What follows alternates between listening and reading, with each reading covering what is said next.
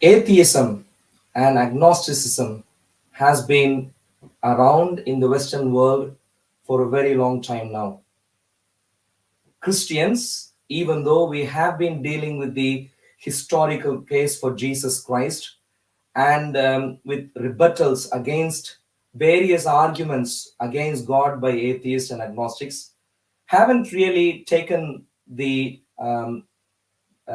arguments to the mainstream public to an extent. Today, the in the public arena, the culture, the popular culture, is sort of secular, not Christian, even in the Western world, which could be seen as Christian nations. And that is a great area of challenge for Christians. And so we have begun a new series, of course, dealing with atheism. This is Atheism Under Scrutiny with Arul Velusamy.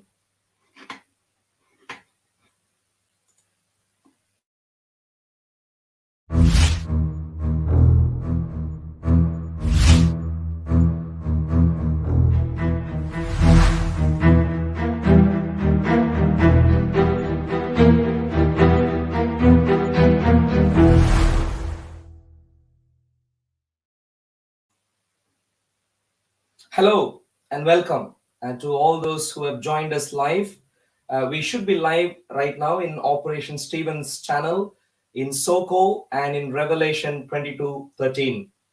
And today, like I said, we are meeting you on this program, Atheism Under Scrutiny with Arul Velusamy. And with me at studio is Jason. I'd like to introduce him a little bit more in a few moments. Welcome, Jason. Thank you. Yeah, in a couple of moments, a little bit more of an introduction of you. But before we get into that, I'd like to set the stage. Today's focus is going to be in particular on what is called the cosmological argument for the existence of God, and in particular, what is called the Kalam cosmological argument. Looking at various evidence, various scientific observations that we have concerning the universe, as Christians, as theists, we have a strong reason to suggest to the world that there exists a God, and we also would like to present a particular set of details in relation to his attributes to the people who do not yet believe in God. And that is the context of our conversation. We are exploring things related to how the universe began and so on. And like I said, with me in the studio is Jason. Jason, thank you for being here with me today. Some of you who are familiar with Soko might recognize Jason.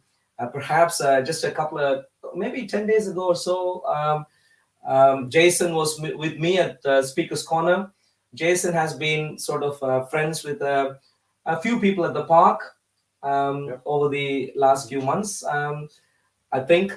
And of course, Jason's current view is atheism, agnosticism. I let him give a little bit of introduction to you from him.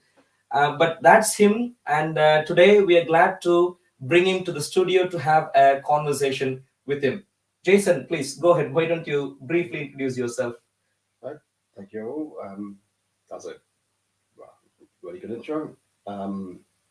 I've been engaging with people at Speaker's Corner. It's a very interesting place, and I happen to be one of the few atheists there. And I'd label myself as atheist and agnostic. There's not a dichotomy there. You could, do you want to go over any particular biographical details? No, just briefly, maybe your background in terms of work qualification and current work, and just a little bit of idea for people to understand where you come from. Well, I have no physics expertise, just some interest in science. My profession is in programming, in software development. My background is studied computer science. And as a hobby, I've studied philosophy. Sounds good. Great. So I'm assuming, um, I think my audio is really good. Your audio, Jason, if you can please maybe Okay. speak up a little bit when you're Will I speaking. project? I do apologize. We only have one microphone covering both of us today. But thank you for that self introduction there. I'm glad to have you here. Like I said earlier, now this is of course being live streamed across 3 channels. And today, what I'd like to do is this is not going to be a debate. This is rather going to be sort of a friendly discussion. What we are going to do is I'm going to lead this discussion on the cosmological argument, the Kalam cosmological argument. I'm going to, in a few moments, actually show something on the screen and take us through that step by step. And Jason, what we can do is, I'd like to do that step by step. So Sure. I'd like to hear your thoughts, where you disagree, where you sort of have interesting comments as we go through the argument. Sure. And perhaps also at the end, for you to challenge, you can challenge anytime the argument, the Kalam cosmological argument. If you Sure. want to challenge step by step as we go through, you can do that. Or if you want to just make minor remarks, minor comments as we go through the argument, and then reserve the actual main challenge to be at the end, that is fine also, Jason, whichever way Okay. you prefer. So please stop me at any stage. Sure. I'd like this to be a discussion where we are going forward step by step together, rather than sort of a formal debate of some sort. And I had a quite enjoyable time with you at Speaker's Corner. It was I thought you were. Me too. Thank you. I thought you were very reasonable and so on. So I'm hoping that we would be reasonable to each other as we go through the points I wanted to show. So that's the brief introduction. With that having said, for people who are watching live on any of the 3 channels we are live streaming at the moment, if you want to ask any question to both Jason, myself, if you are an atheist, of course, you might have questions to me. If you are a Christian, you might want to ask some particular questions to Jason. If you have any of those things, please feel free to maybe note those things down, or maybe put that down in as one of your comments in the different channels that you are watching this from. And we'll take up your challenges and questions at the end. I'm hoping, the first 40 minutes, 50 minutes would be essentially our discussion. And at the end, you can challenge. If you are an atheist who is watching, and if you want to challenge Kalam cosmological argument, please feel free to write anything that you have in mind down so you don't forget. And at the end, you can jump onto StreamYard live streaming. Of course, Jason is here with me in the studio, but you can join from wherever you are, and then you can make any specific comments, or make any challenge that you'd like to make. Okay, with that, let me actually now get my document up on the screen so I can show that to you. Just give me 1 second there. All right, so present share screen.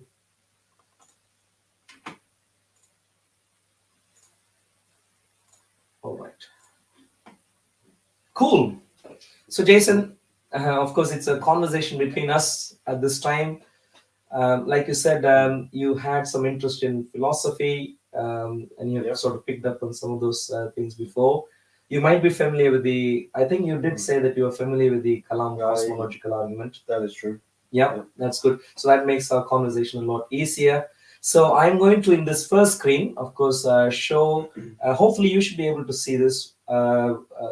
Choose which screen is more convenient for you. Yep.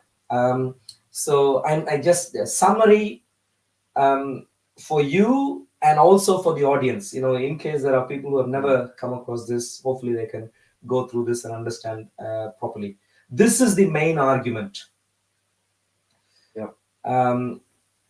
As presented, in the original sort of way by Al-Ghazali, who is the first guy to advance this cosmological argument. Two premises and then a conclusion, inevitable conclusion. If the premises are true, the conclusion ought to be true.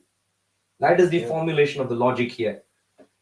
If premise 1 and premise 2 are true, conclusion ought to be true. So in other words, our task is mainly to agree on whether the construction of the argument is valid. And if the construction is valid, then the task is only to agree on whether the premises are true. When the premises are true, the conclusion would automatically be true. Premise 1, whatever begins to exist has a cause of its beginning. Right. Anything that begins to exist has a cause of its beginning. Premise 2, the universe began to exist. Right. Okay, we'll just to check, what definition of universe are we working with? That's a good question. So I think for simplicity's sake, we would just go with the popular definition, the materialistic definition, the definition used among scientists today, mostly, which is that the universe is all of reality, physical reality that exists. Only physical reality. All of physical reality, including energy, and of course, all things covered by science, so to say. Okay. All of that reality is what we're talking about. So we're talking about galaxies, we're talking about all sorts of things, energy, different forms of energy, different interesting postulates of things like black holes and whatnot. Sure. Anything and everything which science claims that it can deal with. Which would normally be covered by the physical, the term roughly, loosely, physical reality. Okay. That's what we can use that definition to make things simple. So those are the two premises, and conclusion is, therefore, the universe has a cause of its beginning.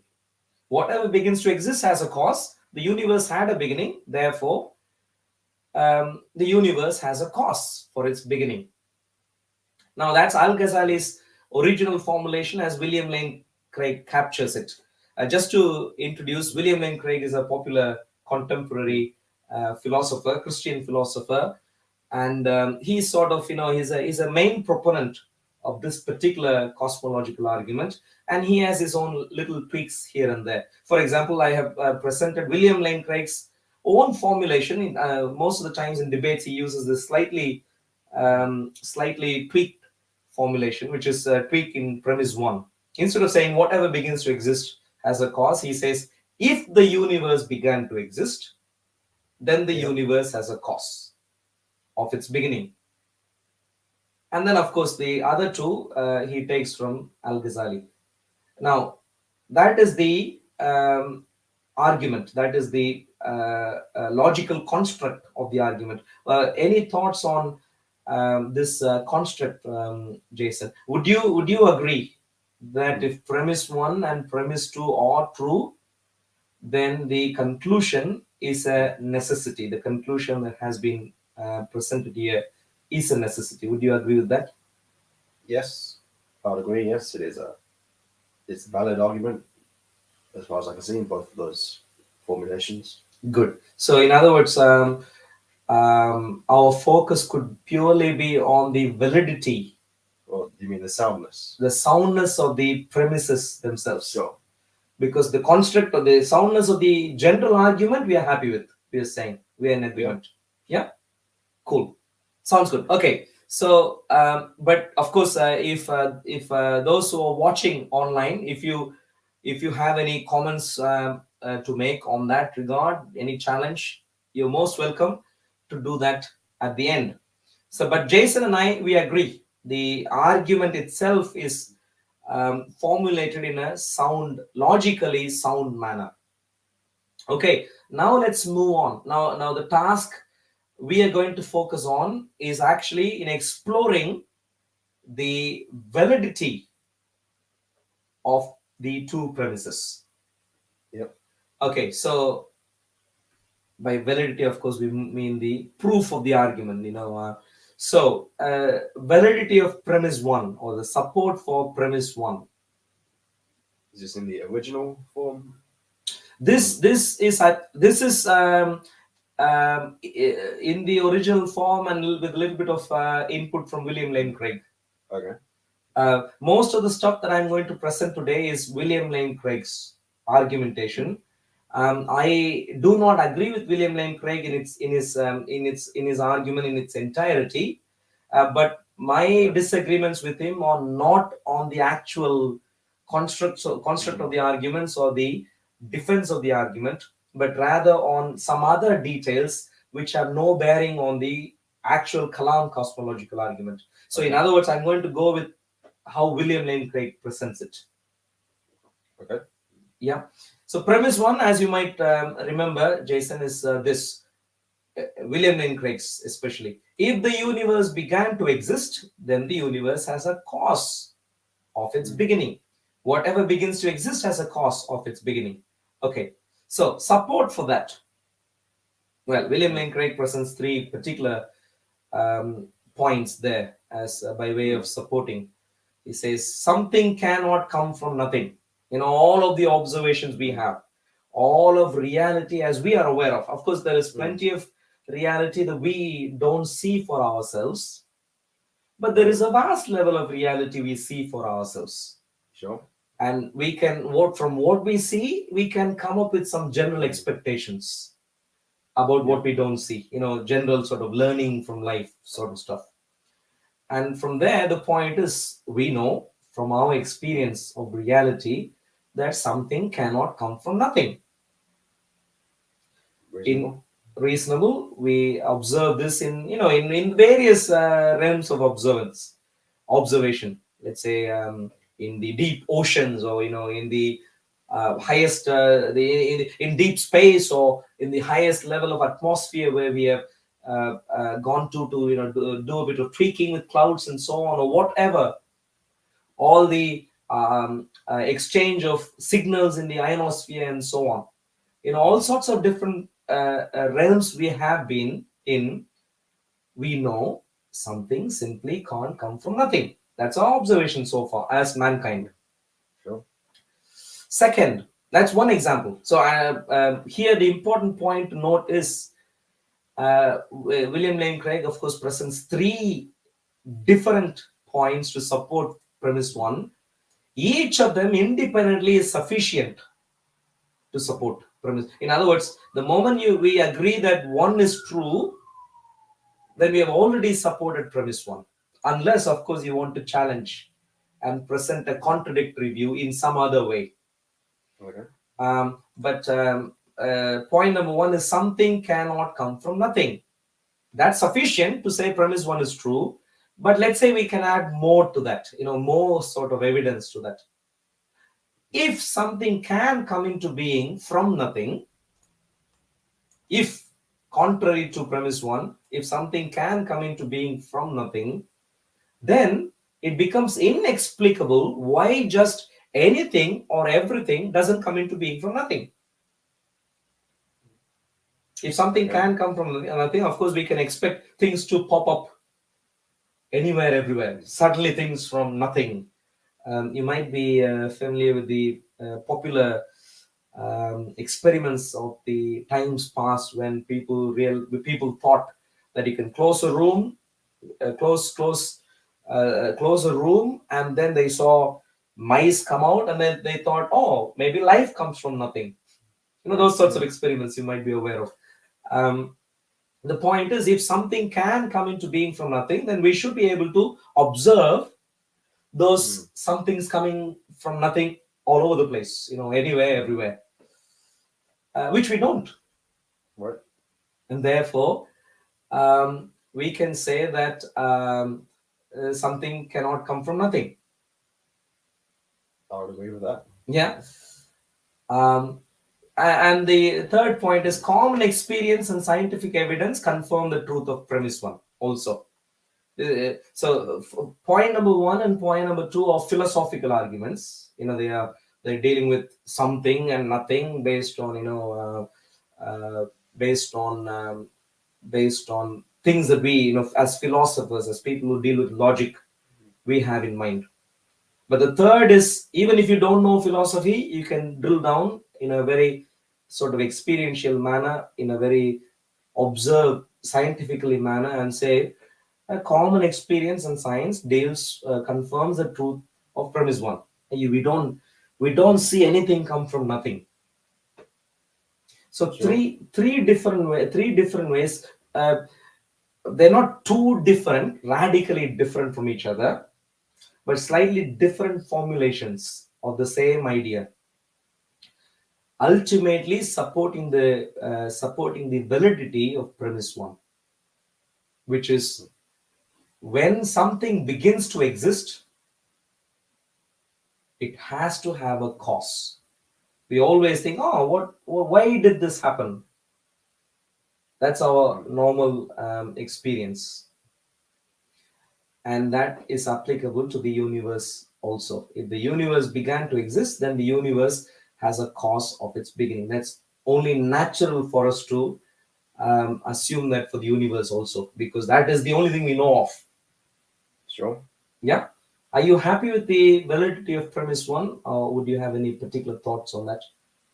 Well, premise one, going by Bill's formulation of premise one, Yeah. specifically, and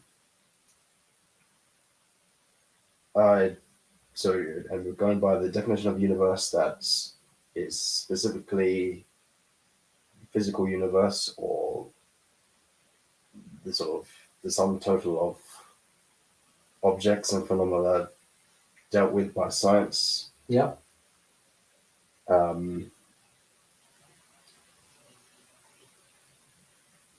That's okay. So as long as we're limited to that,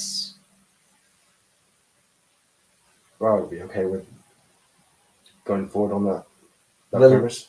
Oh, fantastic. Okay, so we are in agreement with the validity of the formulation of the argument. We are in agreement with the validity of premise one also. So now the focus is on premise two. I'm assuming that's where perhaps you might differ with me. Let's see how things go. So premise two is the universe began to exist. Is that true? Did the universe begin to exist? That is the question we are going to deal with. And support for premise two from William Lane Craig's formulation is going to be on 4 levels. He gives 2 philosophical arguments, 1 scientific confirmation, and another scientific argument. So 2 philosophical, 2 scientific.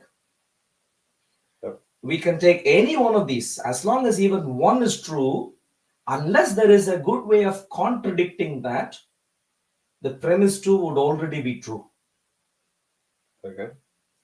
Okay. So with that having said, let's jump on to the actual backing or the support of premise 2. I said 2 philosophical arguments. The first, Al-Ghazali, in his original formulation, he says actual infinities could not exist. Actual infinities could not exist. William Lane Craig essentially is in agreement. He doesn't want to refine this particular argument itself. He only goes on to give some specific examples and tries to apply that in the case of, let's say, the universe itself. Sure. Yeah. But the ultimate idea is actual infinities could not exist. Of course, as you could imagine, where this would be applied is if the universe did not, if someone were to argue that the universe did not begin to exist, then the universe itself would be an actual infinity. If it didn't exist, if it was always there, the word always we would Right. use in English would be the rough equivalent of what mathematics would understand to be infinity. There's no beginning. We're not talking about the end so far, so it's an infinity. I can think of an exception to that. What's that? Yeah, the exception would be a universe of a non-infinite time duration that's but is infinite, that is eternally repeating, eternal recurrence. Yeah. So I okay, yes. So in your maybe I'll let you repeat that. Can you please repeat that? Okay. And I'd like to pick your words. So the To make idea my of statement. an eternal recurrence, which I'm not committing to as an actual true cosmology, Yeah. that would entail no fixed beginning point in the universe, and also no a non-unlimited amount of time. Sure.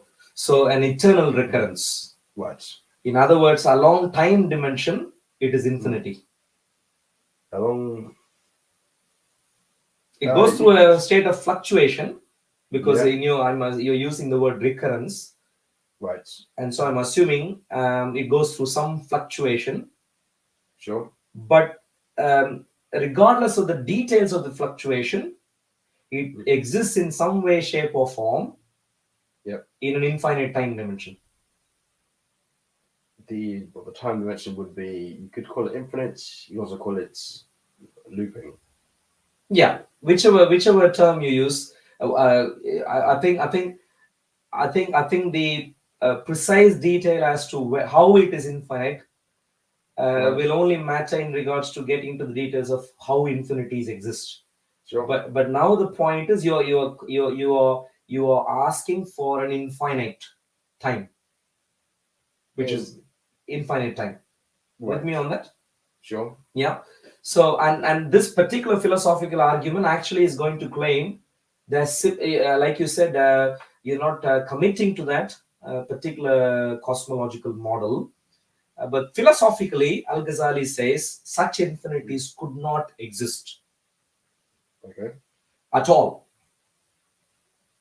Which means what you're postulating in your mind, he is going to argue, and I'm going to, of course, present his argument, that what you have in your mind simply could not exist. Okay. Yeah. So I'm going to, so that is what Al-Ghazali says, actual infinities could not exist.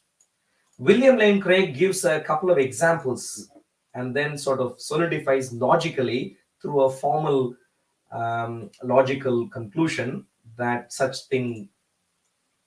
actual infinities could not exist. I am actually going to slightly differ from their postulations. I am going to say I slightly differ, and I'm going to make my statement in a slightly different way. I'll come to that in a bit. Now, in regards to William Lane Craig's example, he gives one particular example. His prime example in this case is Hilbert's Hotel. I don't know if you've heard about that Hilbert's Hotel sort of paradox. You have, yeah. Now, but for the benefit of those in the audience, and just to make sure we are going to be on the same page, the rough idea is Hilbert's Hotel is a particular way of formulating a hypothetical scenario using the example of a hotel and guests coming into the hotel and so on. And using the hypothetical scenario, and of course, in this case, we want to expand. We want to introduce the idea of infinity in the example of a hotel in terms of number of rooms, number of people who come in, and so on. And using that hypothetical scenario, the idea is to explain how that sort of hotel could not exist. Right. Yeah. The idea here is essentially, if the conclusion, maybe we should focus on the conclusion first, so we can, when I give the example, we can sort of understand what I am talking about. The conclusion is, if such a hotel exists in the way I'm going to describe in a minute or so. Essentially, this particular thing I am highlighting here, this particular sort of notice or message I'm highlighting would be a valid message. We have no vacancy, but guests are welcome. Okay, it seems like a contradiction. Exactly. So in other words, exactly, the message is contradictory. And so when now let me expand on what this Hilbert's Hotel is. When I expand on that example, you will understand that if such a hotel could exist, then this message has to be true, should be true, at least in some situations. But we understand it's contradictory. So we can't go with this example in real world. Sure. And so how does the example go? Well, this is Hilbert's Hotel. It has a countably infinite number of rooms. Yep. Infinite number of rooms. And it can also have an countably infinite number of guests who turn up to the hotel. Now, let's begin with the situation where infinite number of guests have come and they are occupying infinite number of rooms. Right. Because there are infinite rooms, you can sort of give accommodation for infinite guests. Sure. Now, if we assume, for example, there are a few different scenarios we could consider. Maybe we'll stick with the simple scenario. If there are 5 more guests who turn up, would we have room? Would we not have room? Remember, the place where we started off is by saying infinite guests have come to occupy infinite rooms. So all rooms are taken. Right. There's no vacancies. No vacancy. There are 5 more guests. Now, we said we have infinite rooms. So we can never get to a situation where we can't have more rooms. That's the definition of infinity. Right. There's no number higher than that. Sure. Yeah. So we should always have some extra space that we can make in the hotel. So 5 more guests have come. What we're going to do is, well, we have infinite people from room 1 to going to room infinity. We're just going to actually move them all by 5 rooms. Number 1 guy is going to go to room number 6, whereas he was in room number 1 first. We're going to move. We should be able to move because we have infinite rooms. Okay. And we had infinite people, so we should be able to fit them in. 5 more guys, 1 to 5 is free. They can come in. So an infinite number of guests moves rooms. An infinite number of guests moved rooms, moved from one infinite, not one infinite, from the infinite room 1 to infinity to 6 to infinity now. And 5 more have come to take up the first 5 rooms. So still we have infinite guests, right? Infinite rooms, all rooms taken, because there are infinite guests occupying infinite rooms. Seems moving an infinite number of guests. That seems, the starting point seems like an absurd operation. Well, why would it be absurd? Well, the starting point of having infinite guests, kind of the setup is just kind of the point of it is to show that the setup entails logical problems from the start. Yeah. So and, do you? So I guess the idea is the way the first mistake that should be avoided is the supposition of an actual infinity. I'll just have to think about that a bit more, but that seems. So it seems like the sign no vacancy, guests welcome. Yeah, could be a true description of an infinite hotel. Yeah, this is a simple definition of infinity. It doesn't define all of the characteristics of infinity, but a simple statement that captures the sort of underlying attribute of infinity is that there can never be a number greater than that. When we're talking about infinity in terms of numbers, there can never be a number greater than that. And so the description of the hotel, the rooms and the people and so on are very valid descriptions. Right. very faithful to the definition of infinity. Sure. Except, like you said, it results in the idea of no vacancy, but guests are welcome, which is logically contradictory. It's, well, it sounds logically contradictory, but so it's true that at the starting point there's no vacancies, Yeah. but then you do the shuffle, and then there are vacancies. Yeah, the shuffle is just to simplify the explanation of how we made room, Yeah. but the shuffling has no implication on the number of rooms used. Even Right. without the shuffling, I can explain this in a slightly more complex manner. Well, in other words, you can almost sort of ignore that shuffling if you can sort of get your head around infinity, the definition of infinity. The point simply is infinite people occupying infinite rooms, so the hotel is full. Right. Whichever way you move people, if there is room to move people, you can move. No, none of them is leaving. Right. None of them is making room by leaving. Sure. All of them are still staying. So whichever way I move them inside the hotel, it shouldn't really matter in regards to implications on the infinity. Right. It only helps me simplify the explanation. So when I move, so therefore I can move the infinite number of people from room 1, room 2, room 3, and so on, going up to room infinity, and then move all of them by 5 rooms. Yep. So the first guy now is in room 6, and the last guy is in infinity plus 5, which is really infinity because there's no number greater than infinity. Right. No, there's no last guy.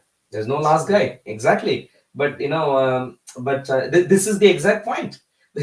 In other words, we can agree with the formulation. Actual infinities could not exist in a very simplistic manner. Also, if you want to, but we can expand that to when you say there is no last guy, you are essentially saying there is no such formulation. There is no such hotel.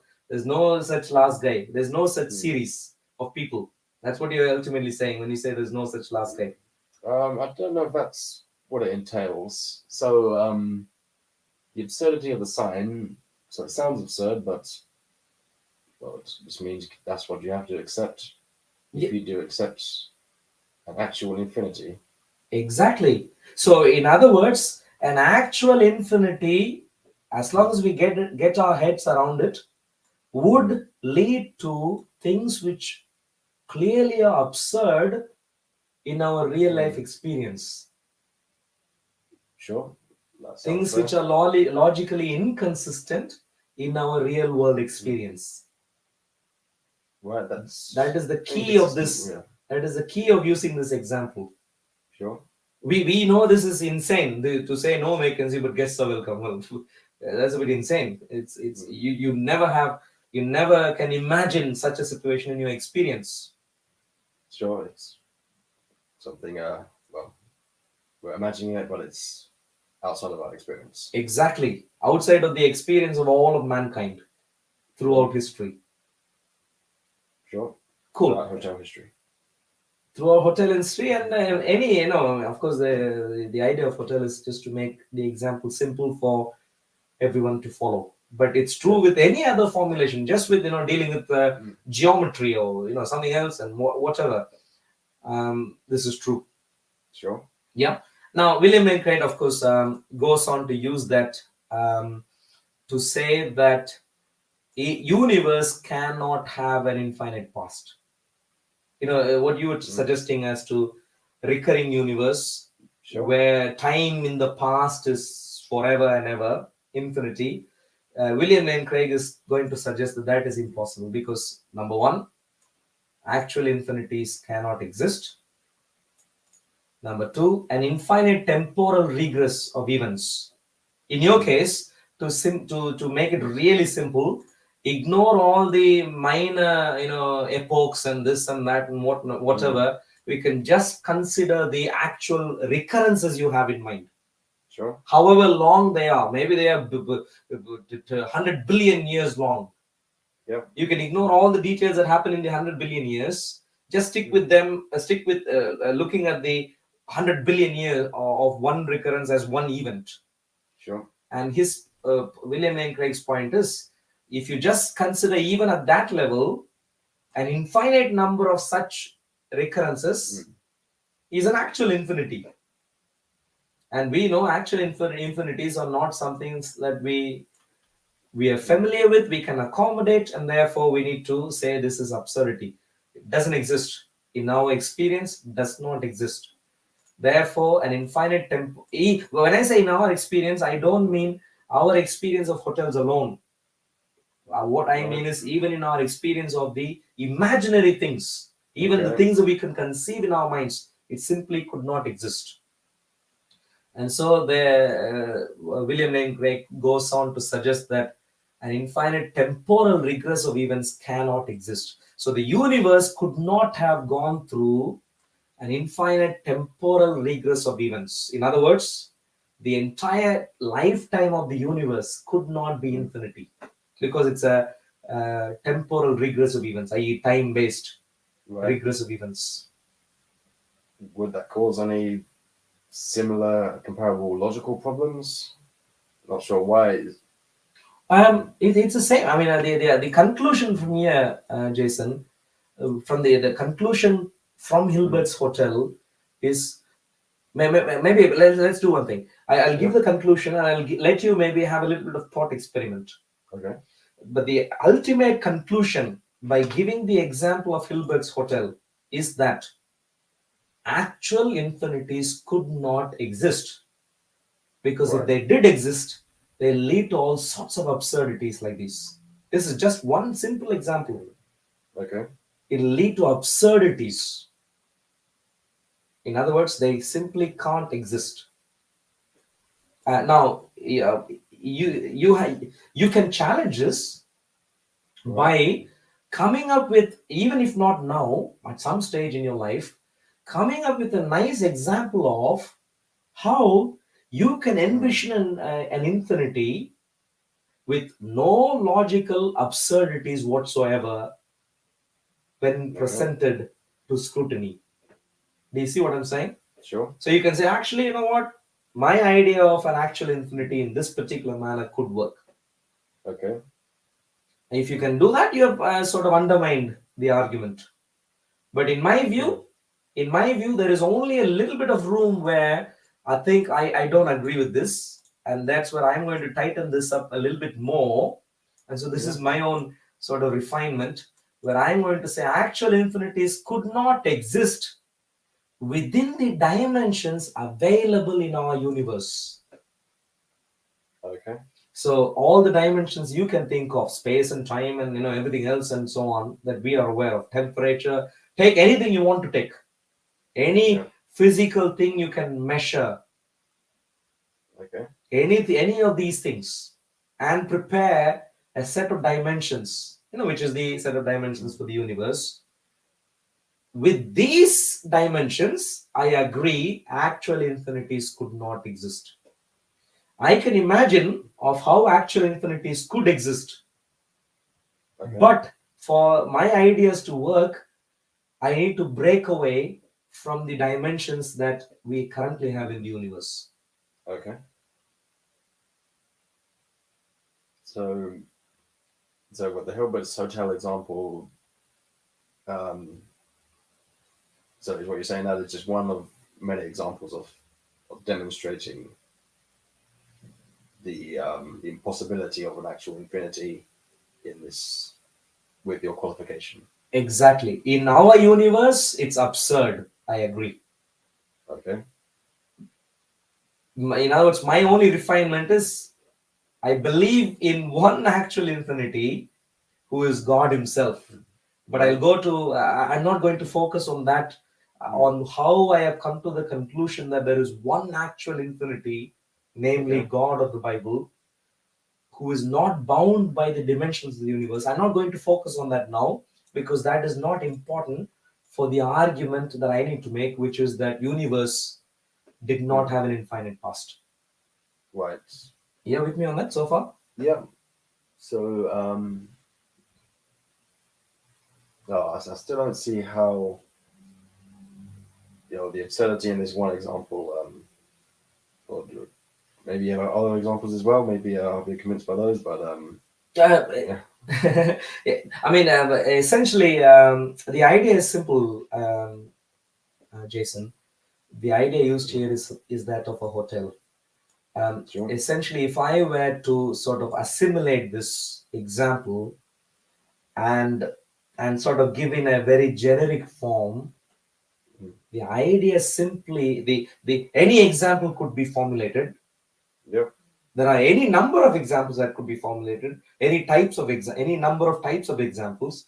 One type is where is what is used in Hilbert's Hotel, and there the idea used is there is no number greater than infinity. That is the key mathematical idea used in this example. There is no number greater than infinity, and that is why when we wanted to move people by 5 more rooms, we were able to say, yes, I have those 5 more rooms because if I have infinite rooms, there is no stage in my sort of existence where you can say I can't have, I have had enough people come in, if you see what I mean. Sure. You can apply that to length. You can apply that to, for example, if if I were to think aloud and say, if you take a thread which is infinite distance long, sure,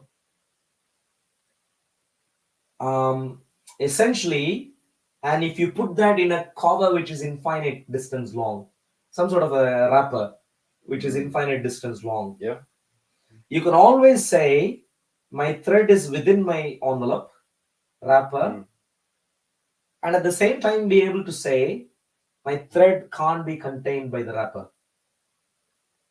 It can't be contained. Yes, at the same time. At the same time, it is perfectly wrapped by the wrapper and can't be contained by the wrapper. Okay. If I have an infinite distance long thread and an infinite distance long wrapper, I can of course cover it properly, yeah? Sure. But my thread is infinite distance long, and therefore I can always figure out, oh, actually, I have a little bit more in length. Because there is no length which is greater than my length. Because I'm infinite in length. Sure. I'm a little bit longer, in which case the wrapper would not be enough because I realized that I'm 1 centimeter longer than what I thought I was. Okay, well. You see what I'm saying? 1 centimeter longer than infinite. That's an absurdity. Well, that's the point. Right. The entire point, it's an absurdity in your view, but my point is, with infinity, there is no length which is greater than my length. Okay. And so 1 centimeter longer should still be infinite length. And I am infinite length. Okay. Do you see what I'm saying? If I'm really infinite length to begin with, I can be 1 centimeter longer than any wrapper in the world. Or any wrapper that you can imagine. Except for an infinite wrapper. Even with an infinite wrapper. Even with an infinite wrapper, if I am truly infinite, I can be 1 more centimeter longer than that. I should be, because I am of the length where no one can supersede my length. Right, but so is the wrapper. If we're going for this, if the starting point is infinite, then you can extend both of those. It's like extending the hotel, I guess. Exactly the point. Exactly the point. But I agree with you. I agree with you. In our example, we can talk about both sides of the story. Sure. But one side of the story is true also. Okay. Do you see what I'm saying?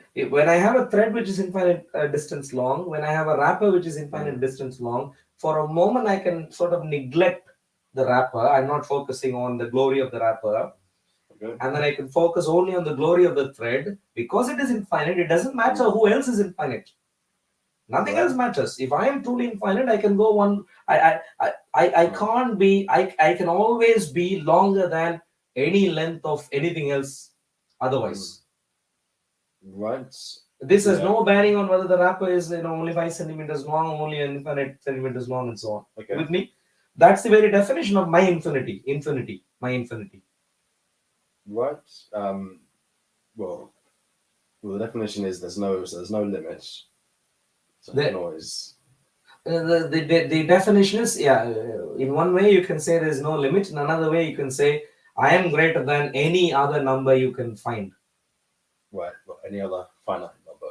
No. If I am infinite, I am infinite. I am more than any number you can find. If infinity Any is number, right? Any number, but infinity is not a number. Well, it is a number. It has to be a number. yeah, you can Also, treat it as a number, but if you treat it as something that can be compared to other numbers, then you can compare infinity to infinity. not in terms of equal to.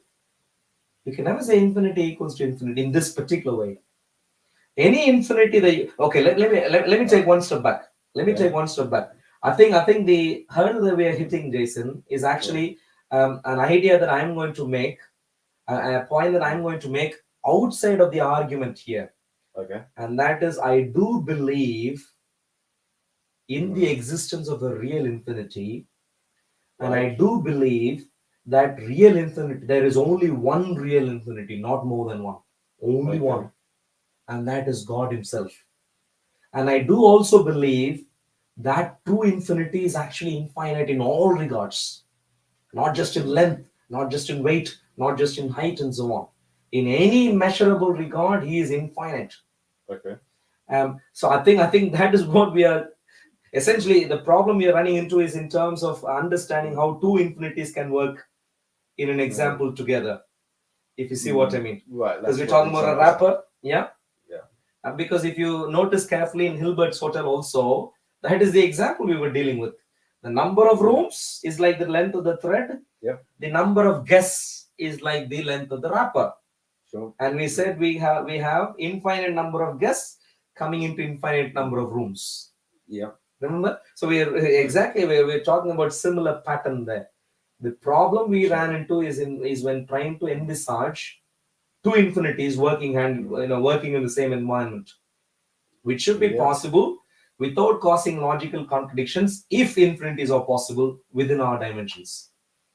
That seems fair. Yeah, and so the point there is, when I'm talking, if we stick only to the example of the thread and the wrapper, the point is ignoring the glory of the wrapper.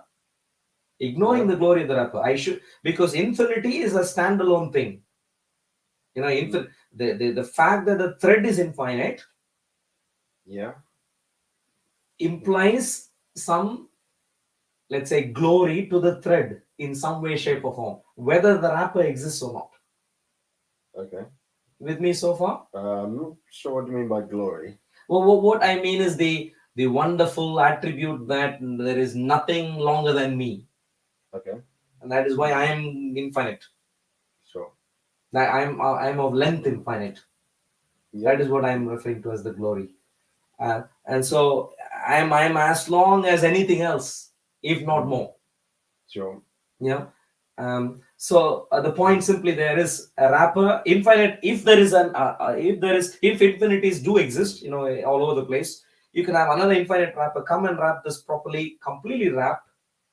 But because the thread is infinity, you can always have the thread not be completely wrapped. In other words, the thread at the same time is both completely wrapped and not completely wrapped, which is the very definition of infinity. You can say that you can sort of depict a story as a slightly different story, but using the same sort of parameters to the glory of the wrapper also. I agree. Like what you were trying to say earlier. You can do that. Right. But both sides should be true. A must be true, B must be true, A and B must be true, A or B must be true.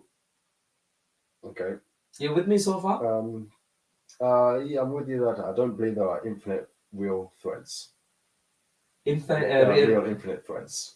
Infinite in length, you mean? Infinite in length. Exactly. And that is the conclusion. So because of the complexities we are seeing here, it's not just the complexity, but the absurdities we are seeing here, the conclusion derived is actual infinities could not exist.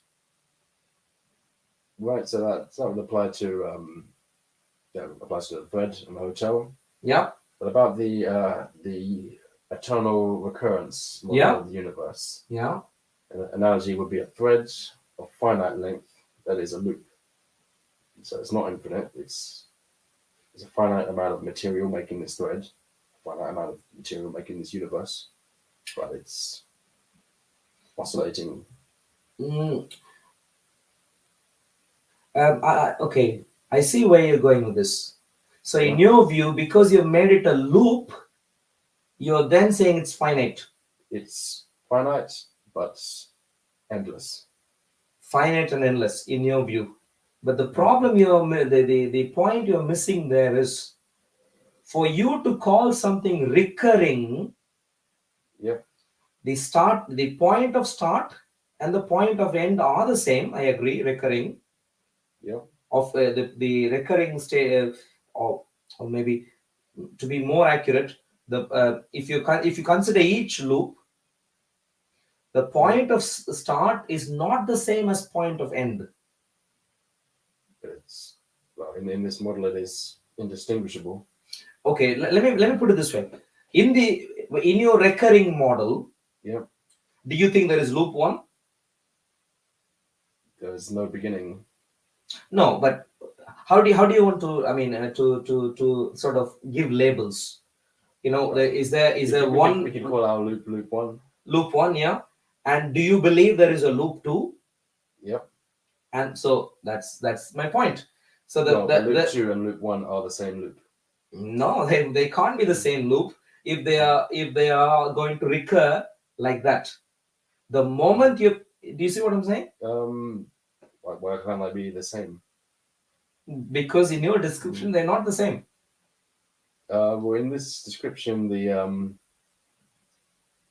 end, it's like the end of the universe is the cause of the beginning of the same universe.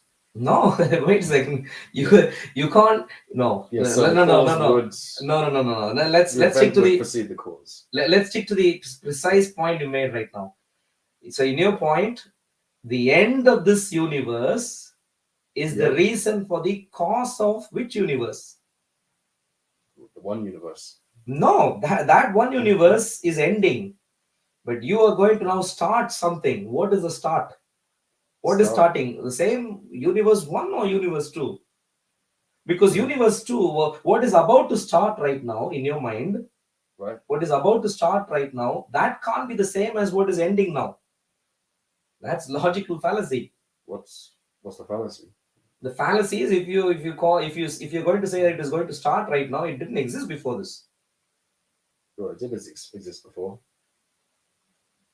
in its previous iteration. Exactly. That's exactly my point.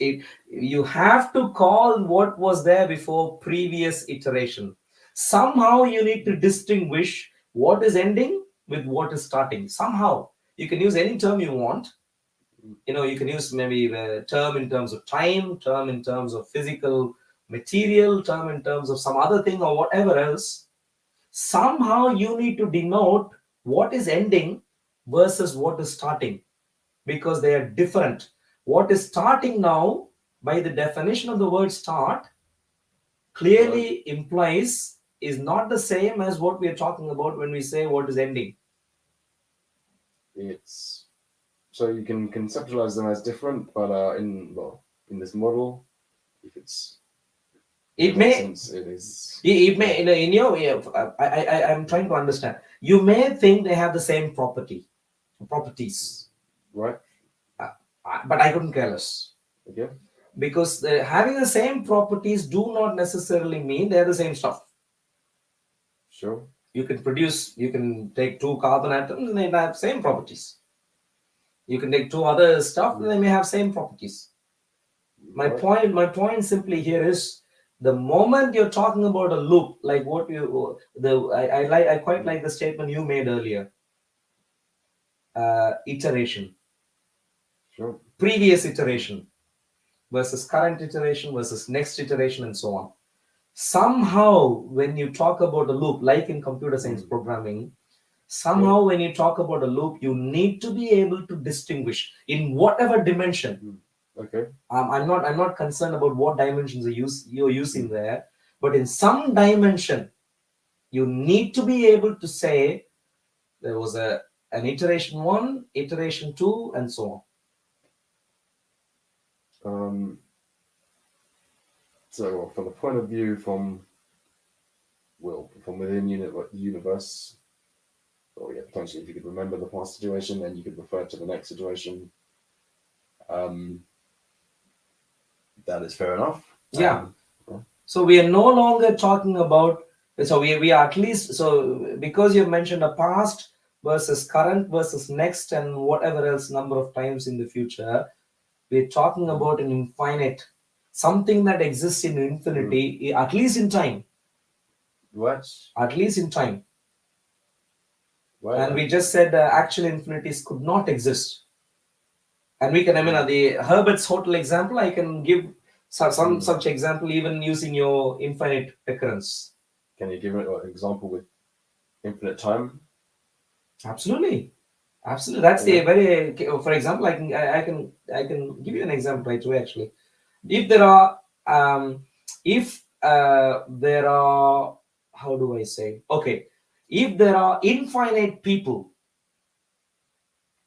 infinite people occupying one person in each recurrence, occupying the recurring universe. In iteration 1, number 1 guy is there. Sure. Right. In recurrence 2, number 2 guy is there, and so on. Okay. Yeah. So infinite number of people, infinite recurrences. So clearly, in all recurrences of this universe, there is someone there. Yep. But the very idea of infinity is there should be a recurrence where there should be one more recurrence. Yeah. In which there was no one there. Why would there be no one there? Because of the example I gave here before. So, infinite recurrences, infinite people, one as part of each recurrence. Sure. Yeah, because there are infinite people, all the recurrences are occupied by a person. Okay. All the recurring iterations of the universe were occupied by a person. Yeah. Yeah. But we understand the number infinity to be higher than any number. But not higher than infinity itself. No. Ignore this other infinity. You're now trying to compare infinity versus infinity. Yeah, that's where the problem. No.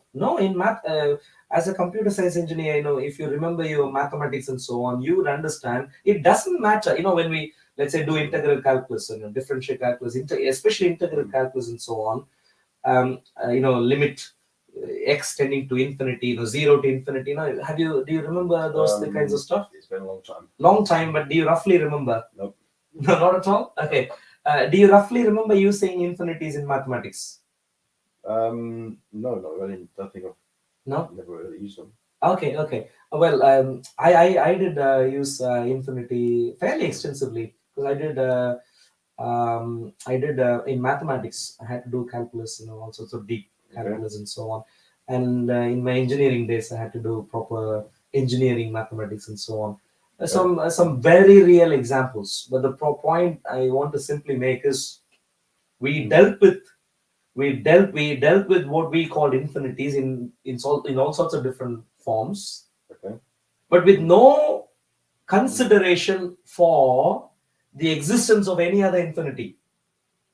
We didn't think, when we are dealing with this particular infinity, we didn't care about what other infinity is involved. Okay. That's how the calculus works. You just need to focus on this variable and the fact of it tending to infinity, and that will work fine in mathematics. You don't have to think as to whether there's some other infinity or not. Okay. Yeah. In other words, my point simply is, in the example that we were dealing with in the case of your infinite recurrence of the universe, right? The infinite recurrence of the universe is infinity. To begin with, I'm introducing there are infinite number of people, one occupying each of the recurrences. Okay. But then now I'm forgetting how many people are there. I'm not going to even think about that anymore. Yeah. If the recurrences is infinite, truly, Yeah. then there should be at least one recurrence more than any number of recurrences that could be occupied by a person. I don't see how that follows. That is the very definite. So I think where we okay, go on, please comment. So in this setup, we're thinking of a universe containing one person, Yeah, and then that universe ends in a new universe which contains one person, and this repeats infinitely. yeah.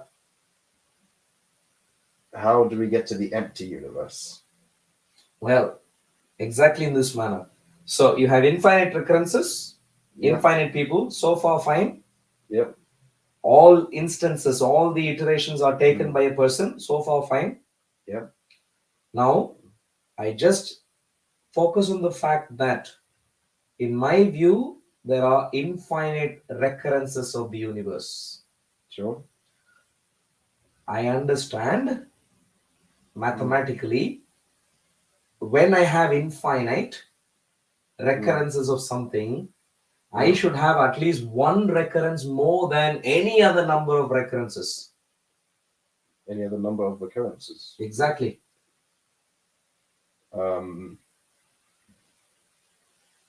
Okay. Well, And so that is the very definition of infinity. If I have an infinity as part of my number system, if I have an infinity, the moment I have infinity, I can say this is greater than any other number. And I don't even have to qualify and say any other finite number. No, no one qualifies in that manner. If I have infinity, a true infinity, it is always greater than any other number. Which means if I have a number of recurrences already, all of which were occupied, but because I have infinite recurrences, I can always have one more recurrence where there is no one to occupy it. So in other words, it leads to the same problem. No vacancy, guests welcome. Same problem where I say everything is occupied by one person except there is one which is free. But there is one which is free, but there is more which are free.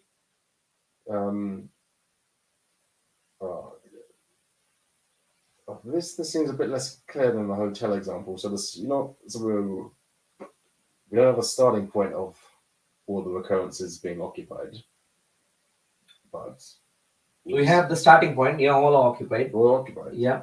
If all are occupied, then how do you get one more? Well, the way we get one more in the recurrence, yeah. One more recurrence. The way we get one more recurrence is purely focusing on the point that we have infinite number of recurrences. Sure. If we have truly infinite number of recurrences, we should have number of recurrences which is always greater than any number of recurrence. That is the true definition of saying I have infinite number of recurrences. This seems like you. So when we set up these premises, well, that includes the infinite number of people occupying these recurrences. So we can't just ignore that premise when we. No, we should be able to. This is the beauty of this is. So I think where we are sort of on two different planes there, Jason, is in terms of actually having experience using that infinity in mathematics. You are a computer science engineer, so you should be able to grapple with mathematics, which you haven't done much, or maybe which you did a long time ago. Deal with infinity. Absolutely, absolutely. Well, computers can't even deal with finite. Right. The very idea of saying artificial intelligence is absurd, oxymoron. And so no wonder computers can't deal with infinity. But my point is, as a computer science engineer, you'll be able to deal with mathematics even if you haven't touched on that before in your past, or maybe you touched on that a while ago. Yeah. My suggestion my simple point, I think the way we disagree as far as I can see, is on the simple point where I am asserting quite confidently that when I am dealing with one infinity and working with that, I do not have to focus I do not have to care if there are any other infinities around it. Okay. Conclusions I can derive from this one infinity would still be true, if such infinities do exist. Okay. That is where we are where we are sort of on two different planes, I think. Do you maybe you can take that home to maybe sort of explore that a little bit more. Yeah.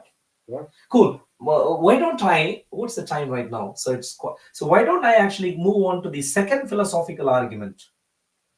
Let's do that. So, like I said, my refinement is in the dimensions available in our universe, and that will come in handy later on. And like I said, maybe one more point I'd make here as a sort of a side point, just as some interesting point for others to take home and for Jason to take home also, is that I believe that there is one. I haven't worked on this. I'd really like to work on this mathematically through God's grace at some stage. Just haven't found the time and space to do that yet. I'd like to do research on infinities, philosophical and mathematical. And my sort of hypothesis at the moment is there is actually an infinity in reality, but there is only one, and that infinity is infinite in all dimensions. Okay. This is as a side point for whoever is watching there to take home. If you want to do further research, or if you want to reach out to me, whatever, if you please feel free. Okay, second philosophical argument, slightly different formulation, but dealing with the same kind of infinity logic, where it brings out the idea of how absurd a true infinity is. Al-Ghazali says, no series, in this case, time series, time 0, time 1, iteration 1, iteration 2, no series which is formed by adding one member after another. Iteration 1, remember you said previous, current, next. It's sequentially ordered. After one, adding one member after another, including series of the past events. You can do that in the going backward also, can be actually infinite. It simply isn't possible. It's another way of attacking your same sort of model in your mind. That's why I wanted to move on to this. Okay. So William Lane Craig gives a few examples that explain to us how this is true. I.e., if they were real infinite, it'll be absurd. So they can't be infinite.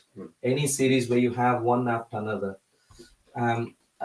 So one example: if you're going to count up to infinity, 1, 2, 3, 4, 5, you're counting up to infinity. It'll take a very long time. It'll take a very, very long time. But if such an infinity exists, it should be possible. At some stage, you'll reach that infinity. If that infinity exists. That is the key part here. Whether such an infinity exists is the key question we are asking.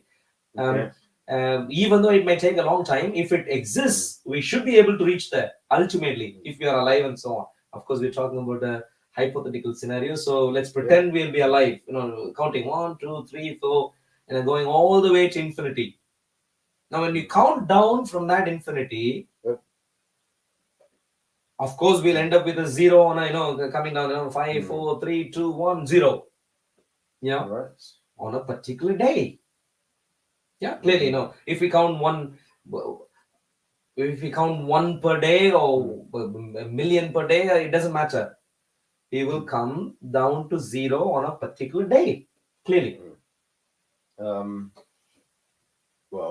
you're never going to get there. Why not?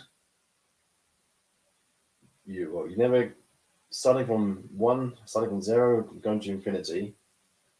Well, you never reach it because there's always more finite numbers. You're exactly making the same point I was trying to make earlier, but in a slightly mathematical, purely just mathematical format. So the question is, you're never going to. So the point you're making is you're never going to reach it. Yeah. And the question I'm asking is, why won't you ever reach it? And the answer you're saying is, well, any number you reach, there's always more numbers to go to reach the infinity. And that is why I extended the length of the thread by one more. Because anywhere you reach, there's always more. Sure. But If that infinity exists, you should be able to reach, because it's real. In your view, you of course you didn't say you're going to stick to that or advance that particular cosmological model. You're not going to advance that in your scientific research, but you are considering that to be a valid example to contradict some other cosmological model. Yes. Yeah. If it is valid, we should be able to reach that infinity.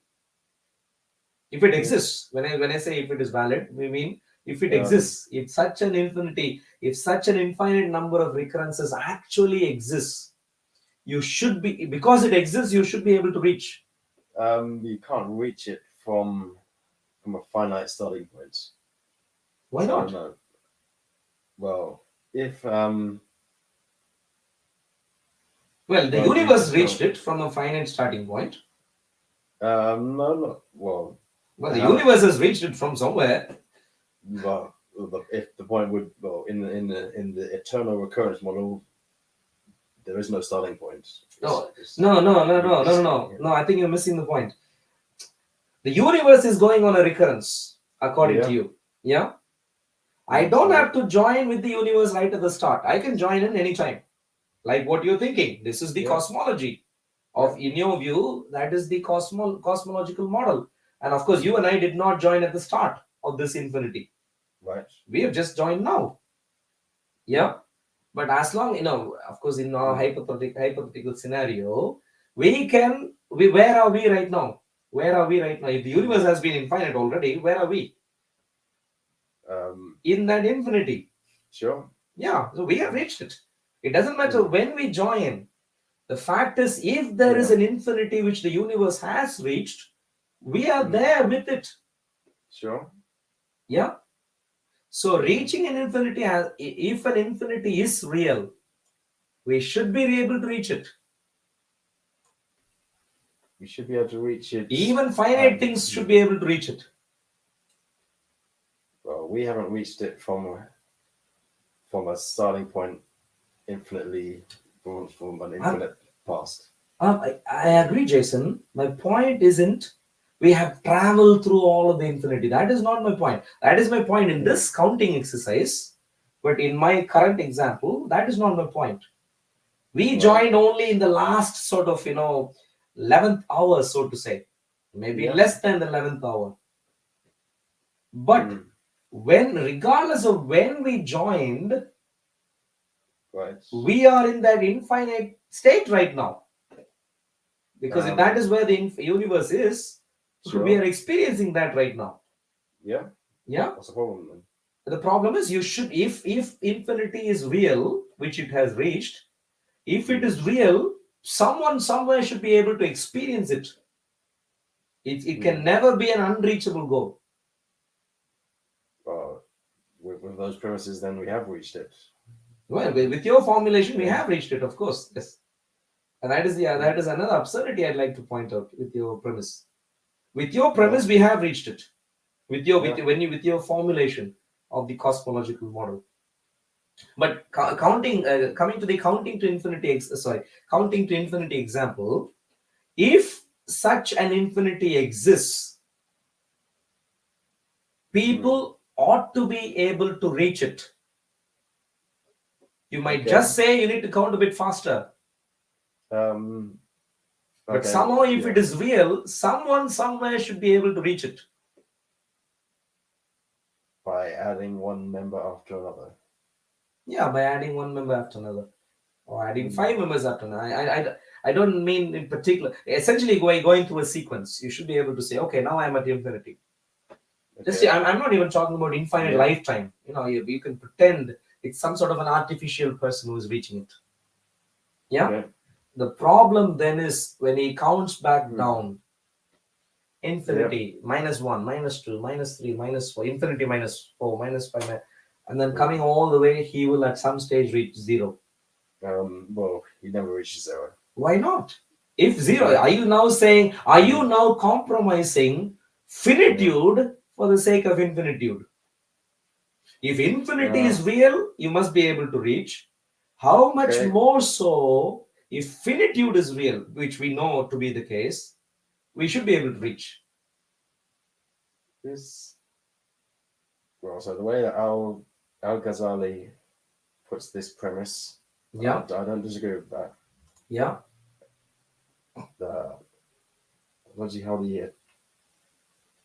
How an eternal past of how does an eternal past contradict that? I don't understand. So okay. So no series which is formed by adding one member after another. Yeah. Can actually be infinite. Yeah.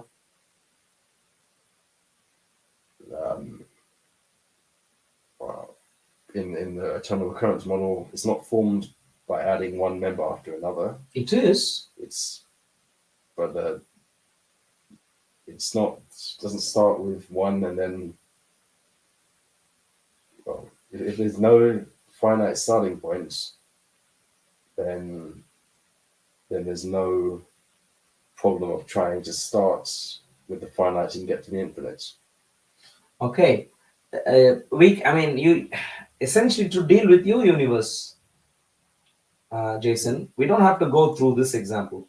Yeah. Right. Let's say we agreed, if that is a real cosmological model, valid cosmological model, we are saying we are actually in that infinite state right now, infinite iteration right now. Yep. Yeah. Can we now theoretically, hypothetically, as a thought experiment, can we count down through the previous iterations from here? I'm not saying we should be alive with it. Can you count? Well, you can count, because you're talking about recurrence. Yeah. So we can now count down from, we are in infinity. What are we counting? We're just thinking about the past iterations. Yeah, count down. I don't mean, think about the previous iteration and then the one before that and so on. Yeah, we can do that to a finite extent because we are finite. No, I agree. So your constraint is in the fact that we are finite. Yep. My point is, as a thought experiment, give us immortality. As a thought experiment, we're just looking at that and counting back. As a thought experiment. Yeah. Yeah, you can count back. Sure. Count down. Sorry, going back. Okay. We are in infinity. Yeah. -1, infinity -1, infinity -2, -3, -4, -5. Yeah. You can count down. We can keep doing that. Keep doing that, and we can get to 0, because 0 is a very real state which the universe was in at some stage. We can't get to 0. Why not? By starting with infinity. Why not? And counting backwards. Yeah, why not? To get to 0, well, that would imply an infinite amount of getting to the end of an infinite process. Yeah, which I'm perfectly capable of allowing my example counters to, because I'm saying I'm immortal. The one who is counting here in our example, let's call him Tom. Tom is immortal. Okay. So he doesn't have any limitation in terms of time. Well, so he can go back, count. You say he has no limitations, but I don't know what that means. If he's something like an abstract. Like us. No, just imagine. So he's just not going to die. Yeah. But he's still just dealing with mathematics as we understand it. Yeah. It's just a simple counting. And he lives in time like we do. No, he's an abstract. I mean, imagine, about computer science, when it comes to theory of computer science, automaton and so on. Okay. Yeah. Just ignore the limitations of the one who is counting. Because I'm dealing with the concept of infinity. I'm dealing with the idea of infinity. Okay. Yeah. That is where my focus is. Now, if you are going to say that no one can count this infinity, then we might as well give up. Sure. Then we might as well give up in claiming universe is infinity, infinite, because no one could have counted that. Well, just because someone can't count it doesn't mean it can't be real. Exactly. Apply the same. You need to. You can't have the cake and eat it too. If Yeah. you want to imagine a recurring universe to be a reality to begin with, Right. apply that same concession to the person who is counting down. Is a reality. To be able to count down to go to zero is a reality. I'm not sure exactly what we're imagining. A person who's is timeless, Yeah. but doing arithmetic in his head with finite and infinite numbers. Let's put it this way, Jason. Maybe to simplify, let's ignore a person who is counting. Okay. Let's ignore a person who is counting. Let's just look at the universe you have in mind, the cosmological model you have in your mind. Yep. According to you, it has come through infinite recurrences. Right. But it is in a state right now where we are experiencing it. So it is a real state right now. Sure. Now you can label, just as a thought experiment, label the previous iteration. How do you want to call the previous iteration? Previous iteration? -1. -1. Very good. We can do -1. Infinity -1. Yeah? Infinity -1. Yeah, this is infinite state. Infinity -1. The current iteration is infinity, whatever large number that is. Okay. The previous iteration is the previous. What is currently, whatever the number is, the previous number. Yeah. The previous number. The previous number. The previous. You can always label all the iterations in the past. Sure. Going down like that. You can always label. Let's say we have enormous power to label all of them like that. In one instant of time, we can label everything. Okay. Yeah. So when you go down like that in number, in the dimension where you have numbers being counted up, when we are going backward, we should be able to reach zero, because zero is very real. Zero is a very real number. Do you see what I'm saying? When you're counting down, we should be able to reach zero. Zero is a very real number. That is, well, but you won't be able to. Why not? If there are an infinite number, then you know what you've done right now. Start. You know what you've done right now. I don't know what. What you've done right now is, for the sake of making infinity real, you have compromised on the reality of zero. The reality of zero.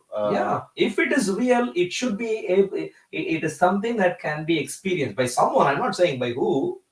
If something is real, it ought to be experienced. It ought to be able to be experienced by someone. Okay. Yeah. That is why. That is how we call it real. That's why we say, well, this is real. This exists. And the number zero certainly exists. Whether the number infinity exists or not, we don't know. But the number zero certainly exists. The number zero does? Yes, the number one does. These are numbers which we know for sure. Even before dealing with infinity, we knew for sure 0, 1, 2, 3. These numbers exist because we have to deal with them all the time. How many what is the remote control do I have in my hand? 1. Right. That's a very real number all over the place. How many phones do I have in my hand? Okay. 1. So in this example, we're starting with this iteration being labeled infinity. Yep. And so the previous iteration would be 1 less. Whatever this infinity is, 1 less. Yeah. And well, you can just flip that and say we're in zero. Exactly. And you go back to minus infinity. Yeah. Yeah. Well, you can't go back to minus exactly infinity. The point. Yeah. If you cannot go there, it is not real. It simply can't exist. Minus infinity. Yeah. It's not real, but that doesn't mean that has to be a first one.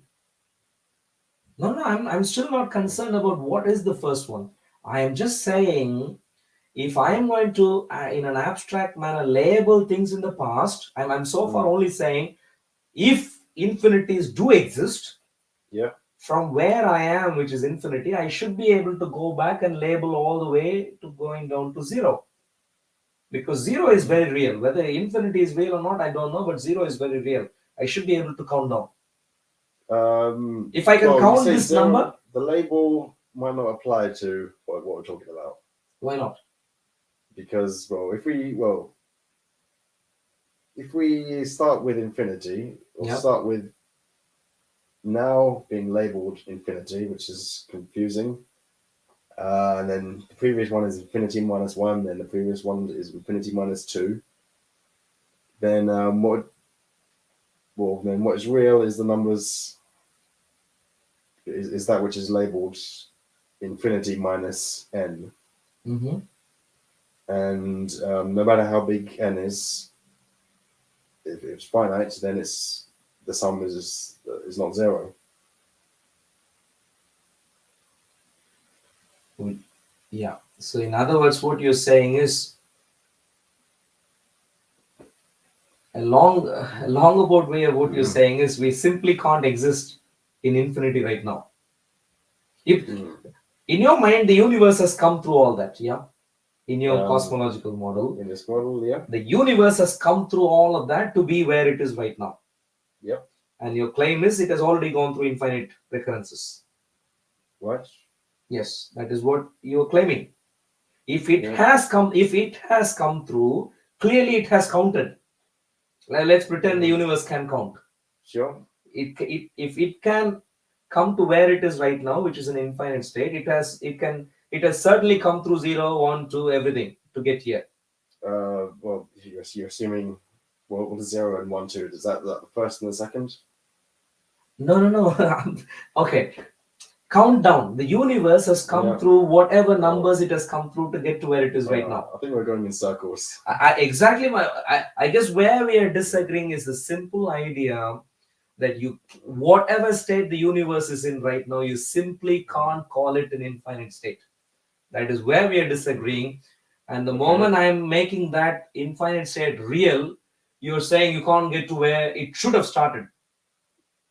And therefore, this state where we find ourselves in ought to be finite for the number of iterations the universe to have gone through to be sensible. This seems like we're just talking about whether or not we can apply these labels, and you think we should be able to have iteration 1 and 2, but if our starting state is in midstream in infinity, then the labels 1 and 2, or the labels first and second, don't have any meaning in that setup. But they are somewhere. Well, no, they're nowhere. So 1 and 2 are nowhere. They're nowhere. But infinity is there. It's right here. So Jason, what you have in effect done is I'd like for you to think through this a little bit more. What you have in effect done is, for the sake of arguing infinity to be real, you have compromised on the very reality of finitude. Sure. Let's put it this way. You have inversed or experienced entirely. That is what I'm going to suggest to you. Yeah. Let's put it this way. If at all so let's say we have finitude and infinitude. Sure. If at all anyone argues for the reality of one of these first, it should be the finitude. That we know to be real. The finitude of what in particular? In this case, the very finitude of numbers, where we're using specifically the past of the universe. That's what we're talking about. Yeah, specifically the past of the universe. So you think our starting point should be that it is just a priori, we should just assume that it is a finite?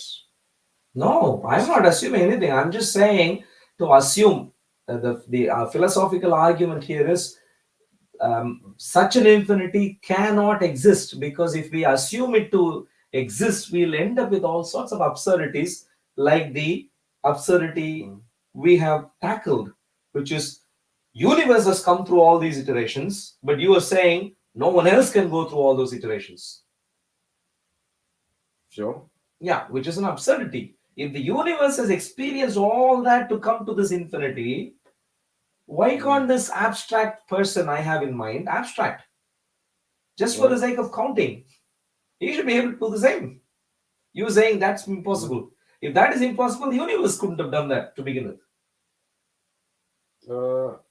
I see your point, but you don't see enough to agree with me. Not, Okay. not quite. So, okay, that's fine. So what we can do, Jason, is if you please take these points, both points on board, Sure. where my point simply is the moment we know finitudes, the numbers in finitude is real or real. Infinitude, whether it is real or not, is what we are arguing about. Yep.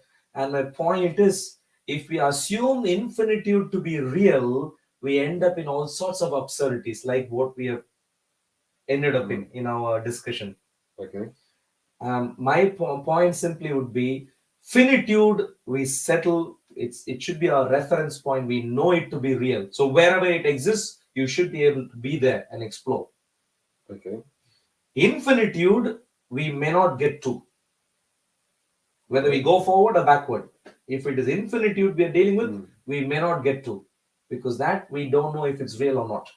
But because of the fact that if you assume infinitude to be real, you end up in absurd states where you can't even get to finitudes. You need to give up on this idea that infinitude is real. Okay. Maybe we can drill down on that a little bit more later. Can I please move to the scientific? So I said there are two philosophical arguments. Yeah. There are two scientific arguments. One actually scientific observation. So there's no argument involved here, scientific observation. And another is actually a scientific argument.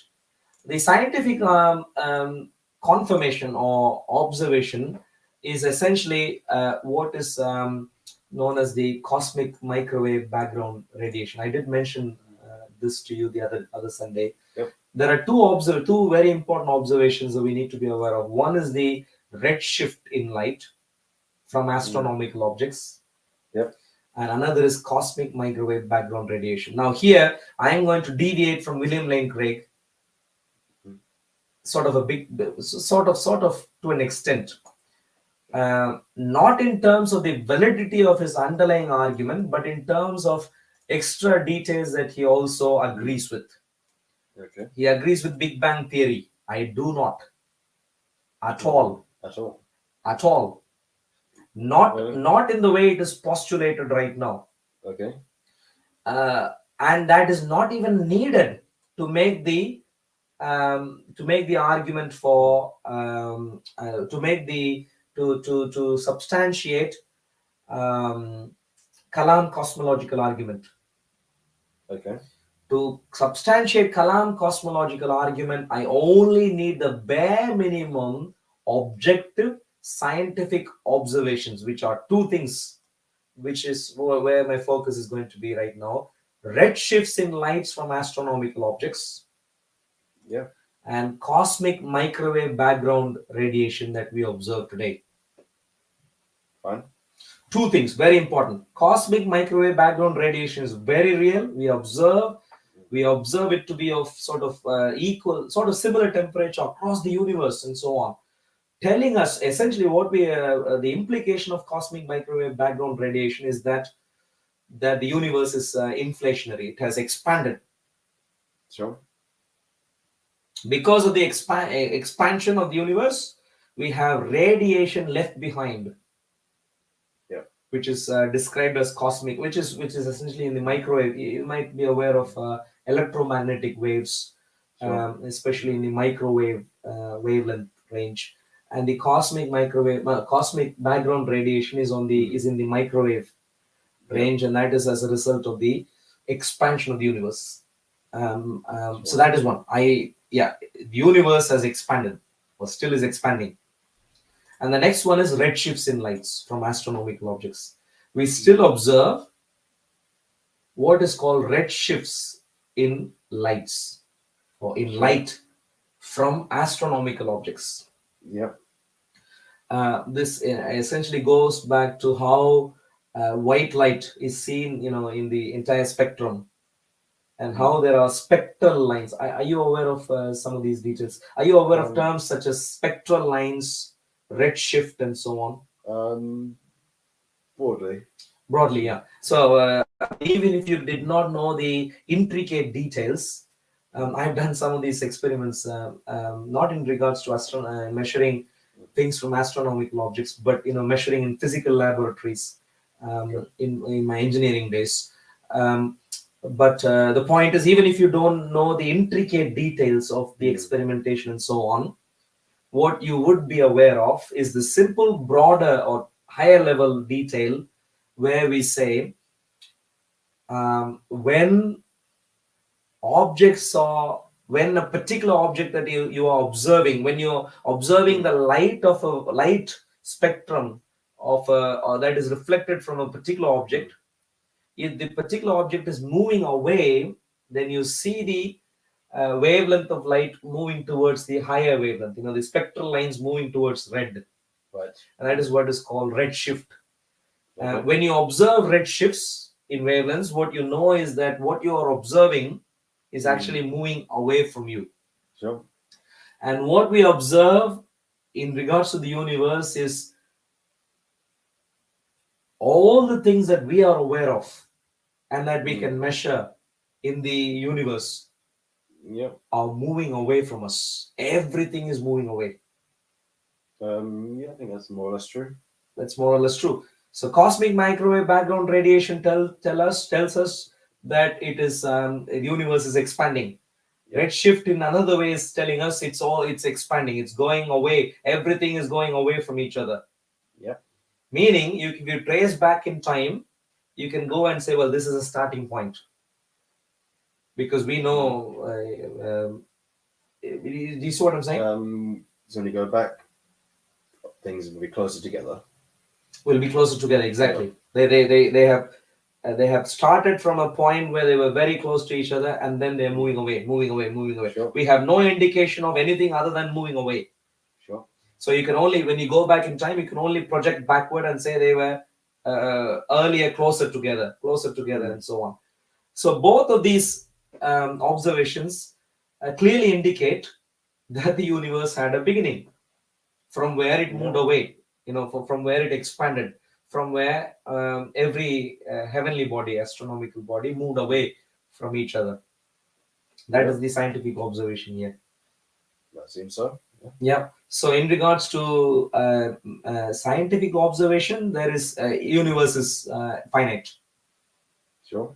You can trace back, and this is where some of the proponents of Big Bang theory postulate that the Big Bang, that moving away is called as Big Bang in that Big Bang theory, the place, the point from where it moved away, or the process by which it moved away, began to move away, and so on, and that is postulated to have happened around 14.5 billion years ago. Right. Yeah. The point is, I don't agree with the rest of the details of how the calculations work, but I agree with the idea that you can go back at some stage, you will figure out that they were one. There was a starting point. Okay. Yeah. And so, in other words, this is a scientific confirmation of the fact that the universe is finite. Sure. Any other astronomical model, cosmological model you have does not have scientific backing. The thing like what you were proposing in terms of an eternal recurrence. Eternal recurrence does not have. It's speculation. It's a completely speculatory model which cannot be supported by evidence. I have a few books in my library here somewhere. You should be see Cycles of Time, Roger Penrose, and so on. You see that the theory of beginning and so on. So of course you might be aware of the multiverse theory and this and that and so on. Multiple examples of cosmological models advanced, but we need to be aware that none of them, the moment they go against this idea of a finite start and finite time expended so far, they do not have scientific backing. In terms of, when I say scientific backing, backing of scientific observation. Sure, that's fair to say. Yeah, cool. So, in other words, universe is finite, at least in this regard, if not in regard to the philosophical arguments we advanced. There's also one more, this is scientific observation or confirmation based on observation. There is also the scientific second scientific argument. Yeah. Okay. Yes, we need to sometime soon. Maybe 5 more minutes. Let's sort of wrap this argument up and take questions from audience. Just give me 5 minutes. JC is indicating to us that we have spent a long time, without user interaction there. Okay, audience interaction. Sorry. Second scientific argument is fairly simple again. That if the universe had been around for infinite period of time, then the universe should have gone through what is called heat death already. Yep. We shouldn't really be finding any energy in this universe anywhere. Right. The energy should have dissipated everywhere to an extent there is no energy left anywhere if it is of infinite past. Right. This is based on scientific argumentation, not based on whether infinities exist or not. But we do realize that the universe hasn't gone through a heat death, and therefore we can say that the universe hasn't gone through infinite period of time. Finite. So both these scientific observations essentially tell us finite universe. The philosophical arguments again tell us that infinite universe is an impossibility. In other words, if we go back to where we started, we said if premise 1 and premise 2 are true, conclusion ought to be true. Premise 1 is true. We already agreed. Premise 2 is true. We didn't agree based on philosophical arguments, but we agreed based on scientific arguments. But based on the fact that both are true, based on at least 2 points we agreed on, then the universe has a cause for its beginning. Has a cause. The only question left is, what is the nature of the cause? Sure. And going by the definition of what we said about universe, if the universe is all of physical reality, the cause which led to the universe cannot be physical. If the universe is all that we observe according to science, which is including within space and time, the universe is outside of space. Sorry, the cause which led to the coming into existence of the universe is outside of space and time. Right. Well, so the cause is beyond. It's beyond our science. Beyond the reach of our scientific observations. I don't know if necessarily that means that implies it's non-physical. It has to be in principle beyond our understanding of science. No, if universe is all of physical reality, whatever caused that all of physical reality is not part of that physical reality. So it has to be outside of the physical reality, outside of the time and space that we are aware of. Well, that we're aware of, to be within its. Seeing the conclusion. So it's in terms of the causality of what I said in the part was the cause of the universe in its current state is the universe in the previous state. Whether or not that's within our scientific grasp is not the question. Well, it is the question. If you can, the point simply is you can't hold on to your idea of the infinite regress, infinite recurrence of this universe as a scientifically valid point. It's philosophical, not scientific. I think. Okay, so maybe we can sort of quickly wrap up on that, Jason. The point is, on the philosophical front, we disagreed. We did. My earnest suggestion there is that the point that I was making was very valid, and you were compromising on the reality of finitude for the sake of establishing the reality of infinitude. So philosophically, I am going to continue until, of course, until we can agree through God's grace at some stage that such infinities can't exist. The universe could not have existed for infinite period of time or infinite recurrences. Simply could not have. If we assume it did philosophically, as a model to ponder, then we'll be left with all sorts of absurdities. Okay. And so even philosophically and scientifically, I think that's a baseless model you have in mind. Not substantiable, both on philosophical grounds and scientific grounds. Okay. And so that is where the conclusion here is on the nature of the cause: beginningless, uncaused, spaceless, immaterial, changeless, timeless, unimaginably powerful personal creator. Some of these should be obvious. Timeless, because all of what is within time we call universe. Spaceless, because all of what is within time we call universe. Immaterial, because all of what is material we call universe. Changeless, all of what we observe to have changed, we call it universe.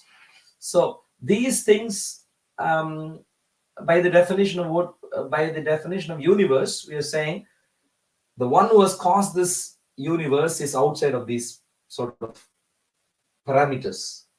Okay, and outside of science, outside of what can be principally observed by science. No. Essentially, what we have done is okay. It depends on what you mean. I can't go and test God in a laboratory. If that is what you mean, I agree. Right. I can't test the temperature of God. If that is what you mean, I agree. I can't go and test the length of God, the height of God, whatever. Like how I can measure the distance between from us and Saturn, I can't go and test the distance between us and God. Those things I agree. So it's not up to scientific experiments in this way. But Sure. is not non-observable by science in another way, which is using science, using scientific argumentation.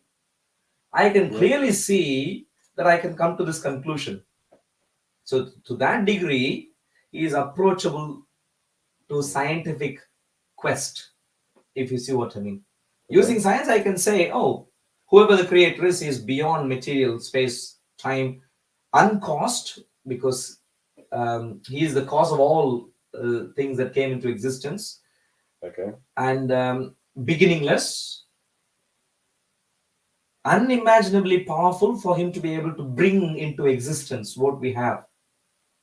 The humongous universe, to bring it into existence, and a personal creator.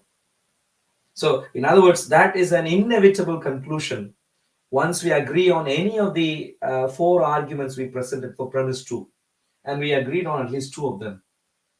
And so this is the inevitable conclusion. Now, Jason, please don't. I know we can discuss this for longer, but can I please? I do apologize. Can I please bring in anyone who is watching live stream? Can I please, if any of you have any particular challenges that you want to bring in, any challenge that Jason hasn't brought, please do come online. In the description of the live stream here, in each of our channels, we should have, I'm assuming we should have the StreamYard details. JC and Fred, please, if you can make sure the StreamYard details are everywhere, that'll be great. But if you can please join, that would be great. Any challenge, anyone with a particular challenge, please jump on to StreamYard. What I can do is perhaps post the link here.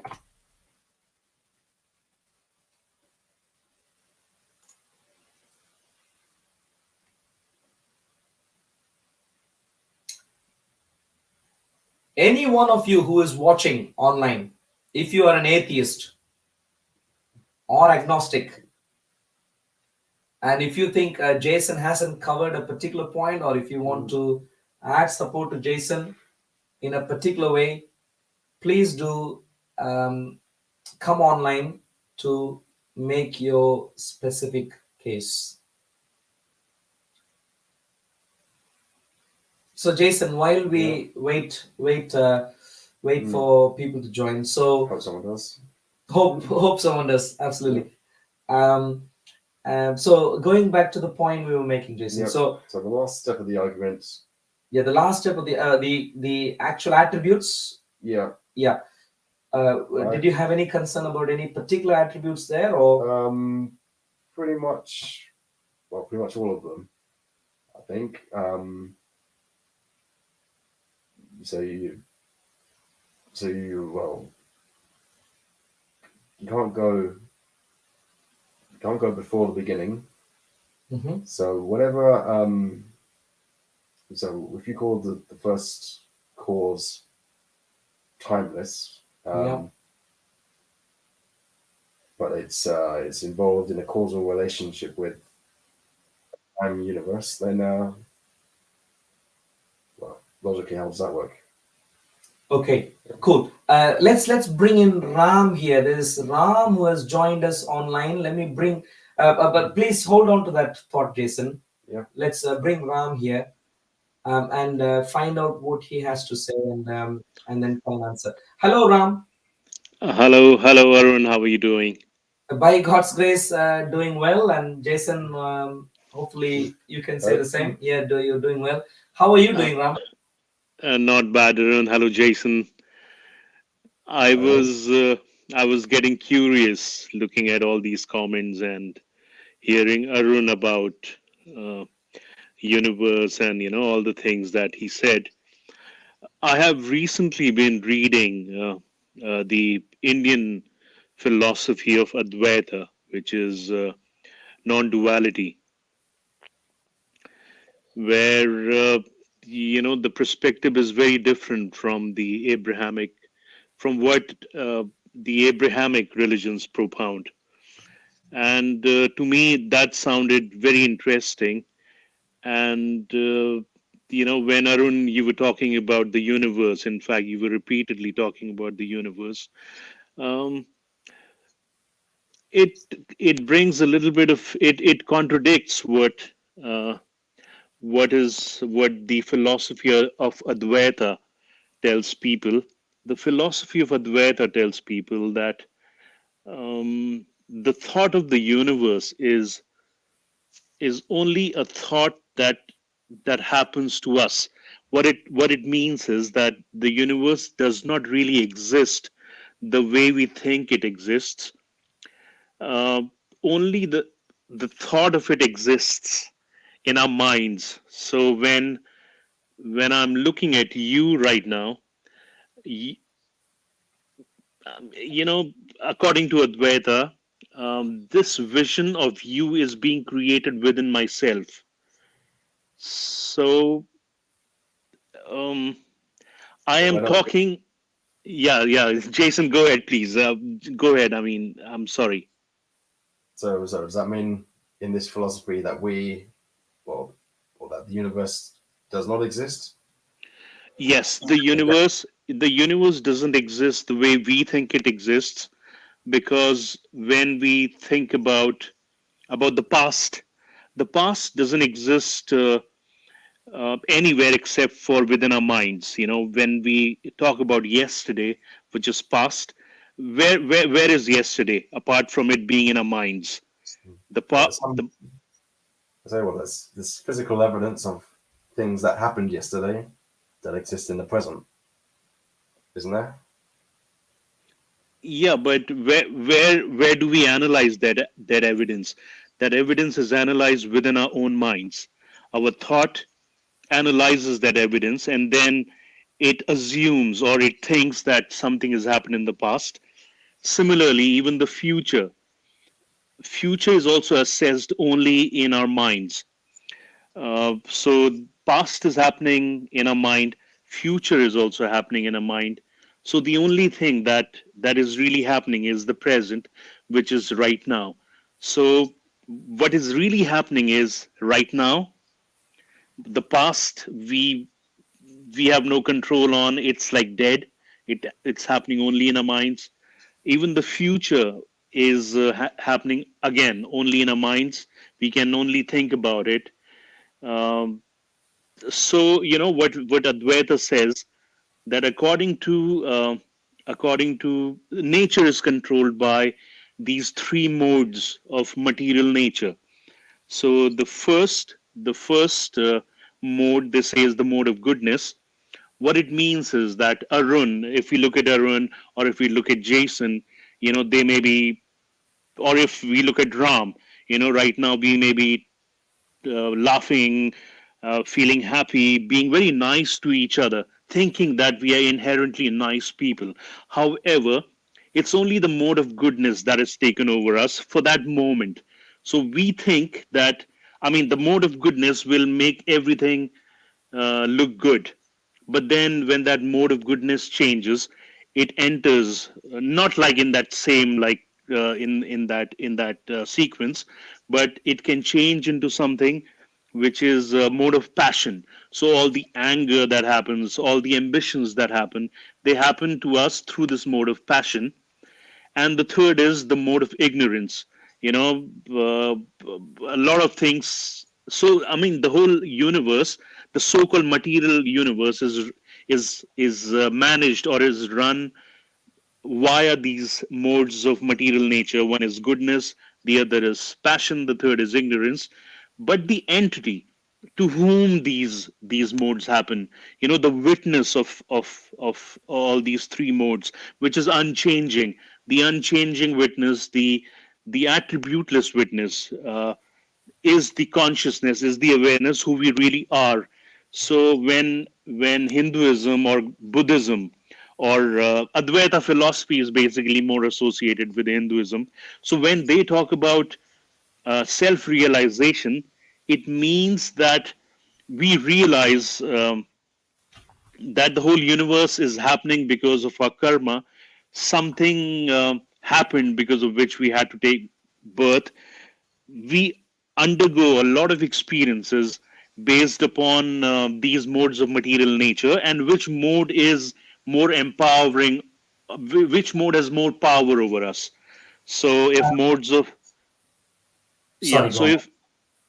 if I am born in a certain mode, so I that mode will be more like pre will be more dominant. It will guide most of my actions.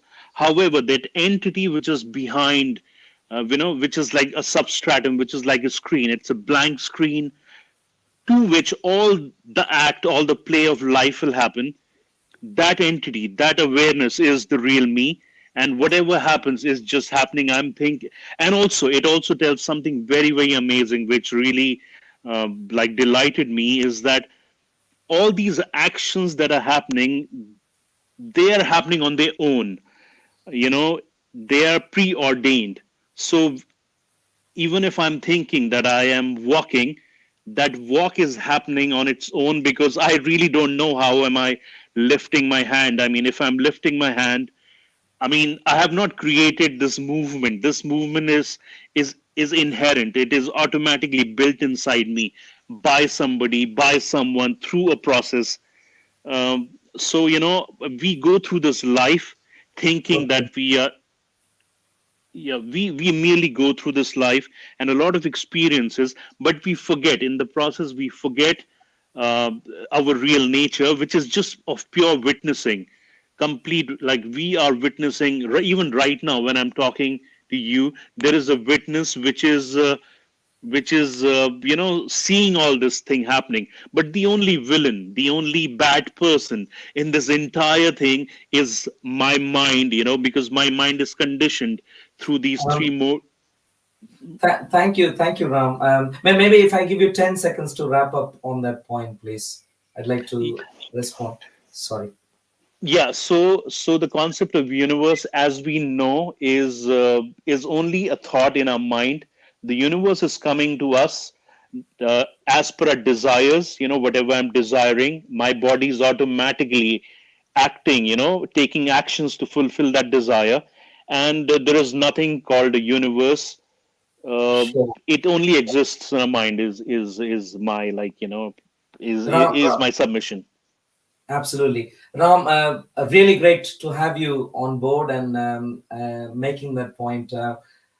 Really grateful for that. It's a pleasure to have you here.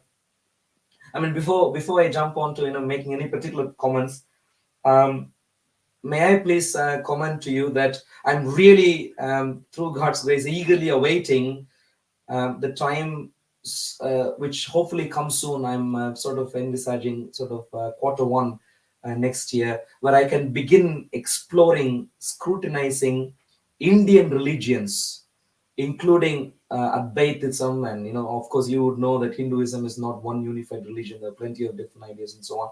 So I really encourage you to stay tuned. If you haven't subscribed to Operation Stephen channel, please do. And hopefully sometime soon, very particular, very tailored comments would be coming up, and hopefully we can engage in great detail at that time. Now, to comment on the points you've raised so far, please bear in mind, to say that the universe exists only in our minds, that would not be valid. That would not capture all of reality as can be observed and agreed upon. For example, let's say I am sitting here. The fact that I am sitting here, your submission is only in my mind. But the point is it in my mind? Would Jason think that I'm sitting here? I'd agree with that. Would Ram, you think that I'm sitting here? Yeah. So you let me please finish these are the points I want to make here. The point simply is to claim that what is happening in the universe is only in the person, in the mind of the one observer, i.e., me, is not true at all. There are plenty of facts which are not even in the minds of all observers, but could be hidden yet be true. Plenty of fossils on the face of the earth today, which perhaps are uncovered yet, and therefore are not in the mind of anyone, yet very real. Deep ocean.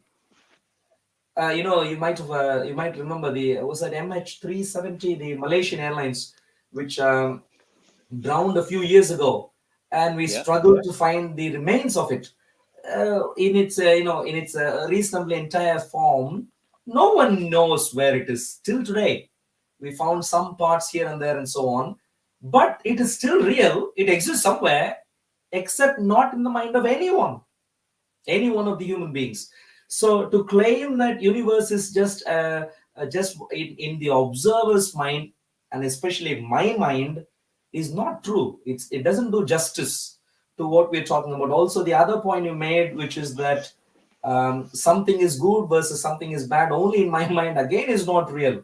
There are you might be aware that this popular Indian guru called Nityananda, and there are popular other gurus. I can remember going back in time. I'm thinking about a couple of other gurus that come from my own home state. The one who I have in mind is a guy called Premananda. If I remember correctly, he comes from a city called Trichy in Tamil Nadu. He was revered as a guru by thousands of people, including Westerners and so on. But what turned out to be true was that he was a sex maniac. Now, observing people in their private, places of residence where they thought they had privacy, but this guy had secret cameras and so on, observing and so on. Did he do evil? I would like to think that you would agree with me that he did evil, and that comment that he did evil is not just in my mind, but is that something that we can all agree on. And I'm sure when we go through detail after detail after detail regarding plenty of things, we can already agree on the idea that many things are evil. Many things in reality are evil.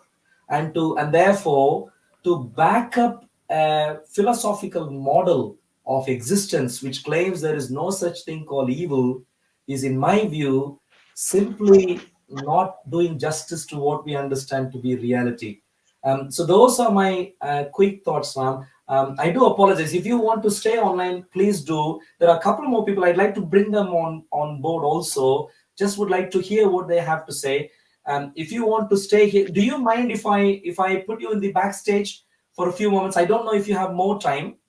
No, definitely have time. I just want to tell you that I love all your videos where you are, debating all these fanatic Islamic chaps, and you're making your points. And I was looking for you. The reason how I landed, watching this live feed from you guys is because I was searching for you because I loved how you were debating these guys. So I love you, Arun. Thank you. And. I have a few things to say about what you just said, but because there are people waiting, so maybe I will put them forth some other time, some other day, probably. So yeah, feel free to put me at the background. Let's hear what others have to say. Absolutely, sounds good. And if you still are around by the time they have had a little bit of their say, please you can come back Yeah, online. okay, okay, I'm here. Thank you. Yeah, sure. Thank you. Thank you, Raman. Thank you for your kind words. Thank you. Thank you, Arun. I'm a fan. Cool. Yeah, thank you. Through God's grace. Okay, let me bring Solomon. Solomon, you must Hello, be. yeah, it's me, Solomon. It's Yes. me. I think I met you before in Speaker's Corner. I think it was about a year ago. Okay. Yeah, the little kid. Yeah, I don't want to show my face, but yeah, it's me. No problem. I got, I No got, problem. I got a bit of a question here. I Sure. think it's about another Christian YouTuber. What do you think about Robert Breaker and his videos? Think about who? Sorry. Robert Breaker. He's a missionary evangelist, and he's more into like the King James Bible and how he refutes the new versions. Me particularly, I don't have any problem with any versions, but I Okay. just want to ask, what do you think about like Robert Breaker? I personally don't know about him. The name doesn't ring a bell. But even if it did, I don't think I'll be making comments about him here. Mhm. I do apologize. Especially if did you have any comments about the particular topic that we Yeah, have? atheism. With atheism, is it linked with Pluto and like philosophers? Um, Plato, yeah, but in regards to the particular cosmological argument we are raising at the moment, did you have any comments or thoughts or Um, any? I just got this Bible verse. It says, like atheism. A lot of atheists like to say there's no God, but in the Bible it Yeah. tells us that the um, uh, I think it's in Psalms. Mm-hmm. It says Psalms 14 verse 1. It says, "The fool has said in his heart, there's no God, and they are corrupt, that they have done abominable works, and there's none that does good." So if you're atheist that says there's no God, according to the Bible, you're a fool. Yes. Okay. I'm sure Jason would agree, the humble person that he is, that we have, all of us have our sort of blind spots. I'm sure, having met Jason in person, I know him to be a sincere man, I try to be. so far. And Solomon, just to let you know, everyone has their journey. Mm, Getting to know about God is not some decision that someone could take like that. yeah. And when you're born, you don't necessarily have all the information that you could have. And people are born into all sorts of complex situations and so on. And so it's Yeah. a journey. And I can only hope that through God's grace, Jason would be aware of more and more arguments that Mm, Christians could present. And at the right time, when he is convinced, if he is convinced, and when he is convinced, he could take the leap of following Jesus Christ. And I'm exactly. assuming he would agree with me Yeah, I that he agree. would, when he does find Jesus to be reality, he would. Would you Yeah, agree with that, Jason? yeah, If I I was agree. yes. Exactly. So what he is waiting for is for details to be convinced, and this is where, as Christians, we are supposed to present our arguments. I mean, before even we get to whether Jason was a fool, I can openly and readily admit that I'm a fool. I'm a big time fool. Yeah. No human being is wise enough to advise God. All of us have our fundamental flaws. And only through God's grace, step by step, we come across information which could help us ultimately make that decision. My dad, long story short, he passed away just a year ago, about a year ago. Oh, Jason. Um, Oh, no that's problem. About a year ago, and he was, as a matter of fact, the inspiration for me to be an apologist. I had my many years of arguing with him and so on. He's a very sensible man, yeah. but I got one apologist to say. I think Peter F. Rockman's a good one. Billy Graham was good as well. But yeah, I take the Bible literally. So when I read the Bible, I don't make any like. You see how like people like Bob the Builder. I don't know because in the lot in not Jason's in Jason Burns. You know him. He's a Calvinist. I went onto his channel and said Bob was a heretic. I don't want to say he's a heretic, but like when Bob uses the Bible, he kind of uses other sources to support his links, whereas I'm more directly onto the text what it says. But yeah, that's what I was here to say. yeah, I'm Solomon. I do apologize, but I'm going to refrain from making any particular comments about any particular person right now. Yeah, Uh, yeah.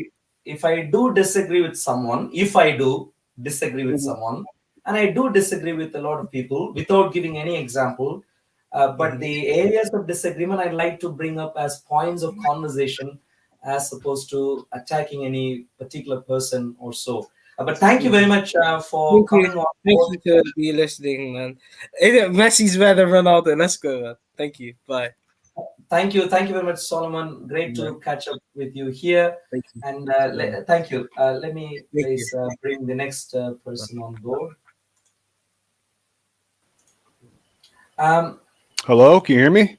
hello. How are you doing? I'm doing good. How are you? Yeah, by God's grace. All right. Can you hear me Jason. all right? Yeah, we can hear you. Okay. I I got find a couple quick questions. absolutely. Before that, are you an atheist? Are you a I'm an Christian? anti-theist. Anti-theist. Okay. Good.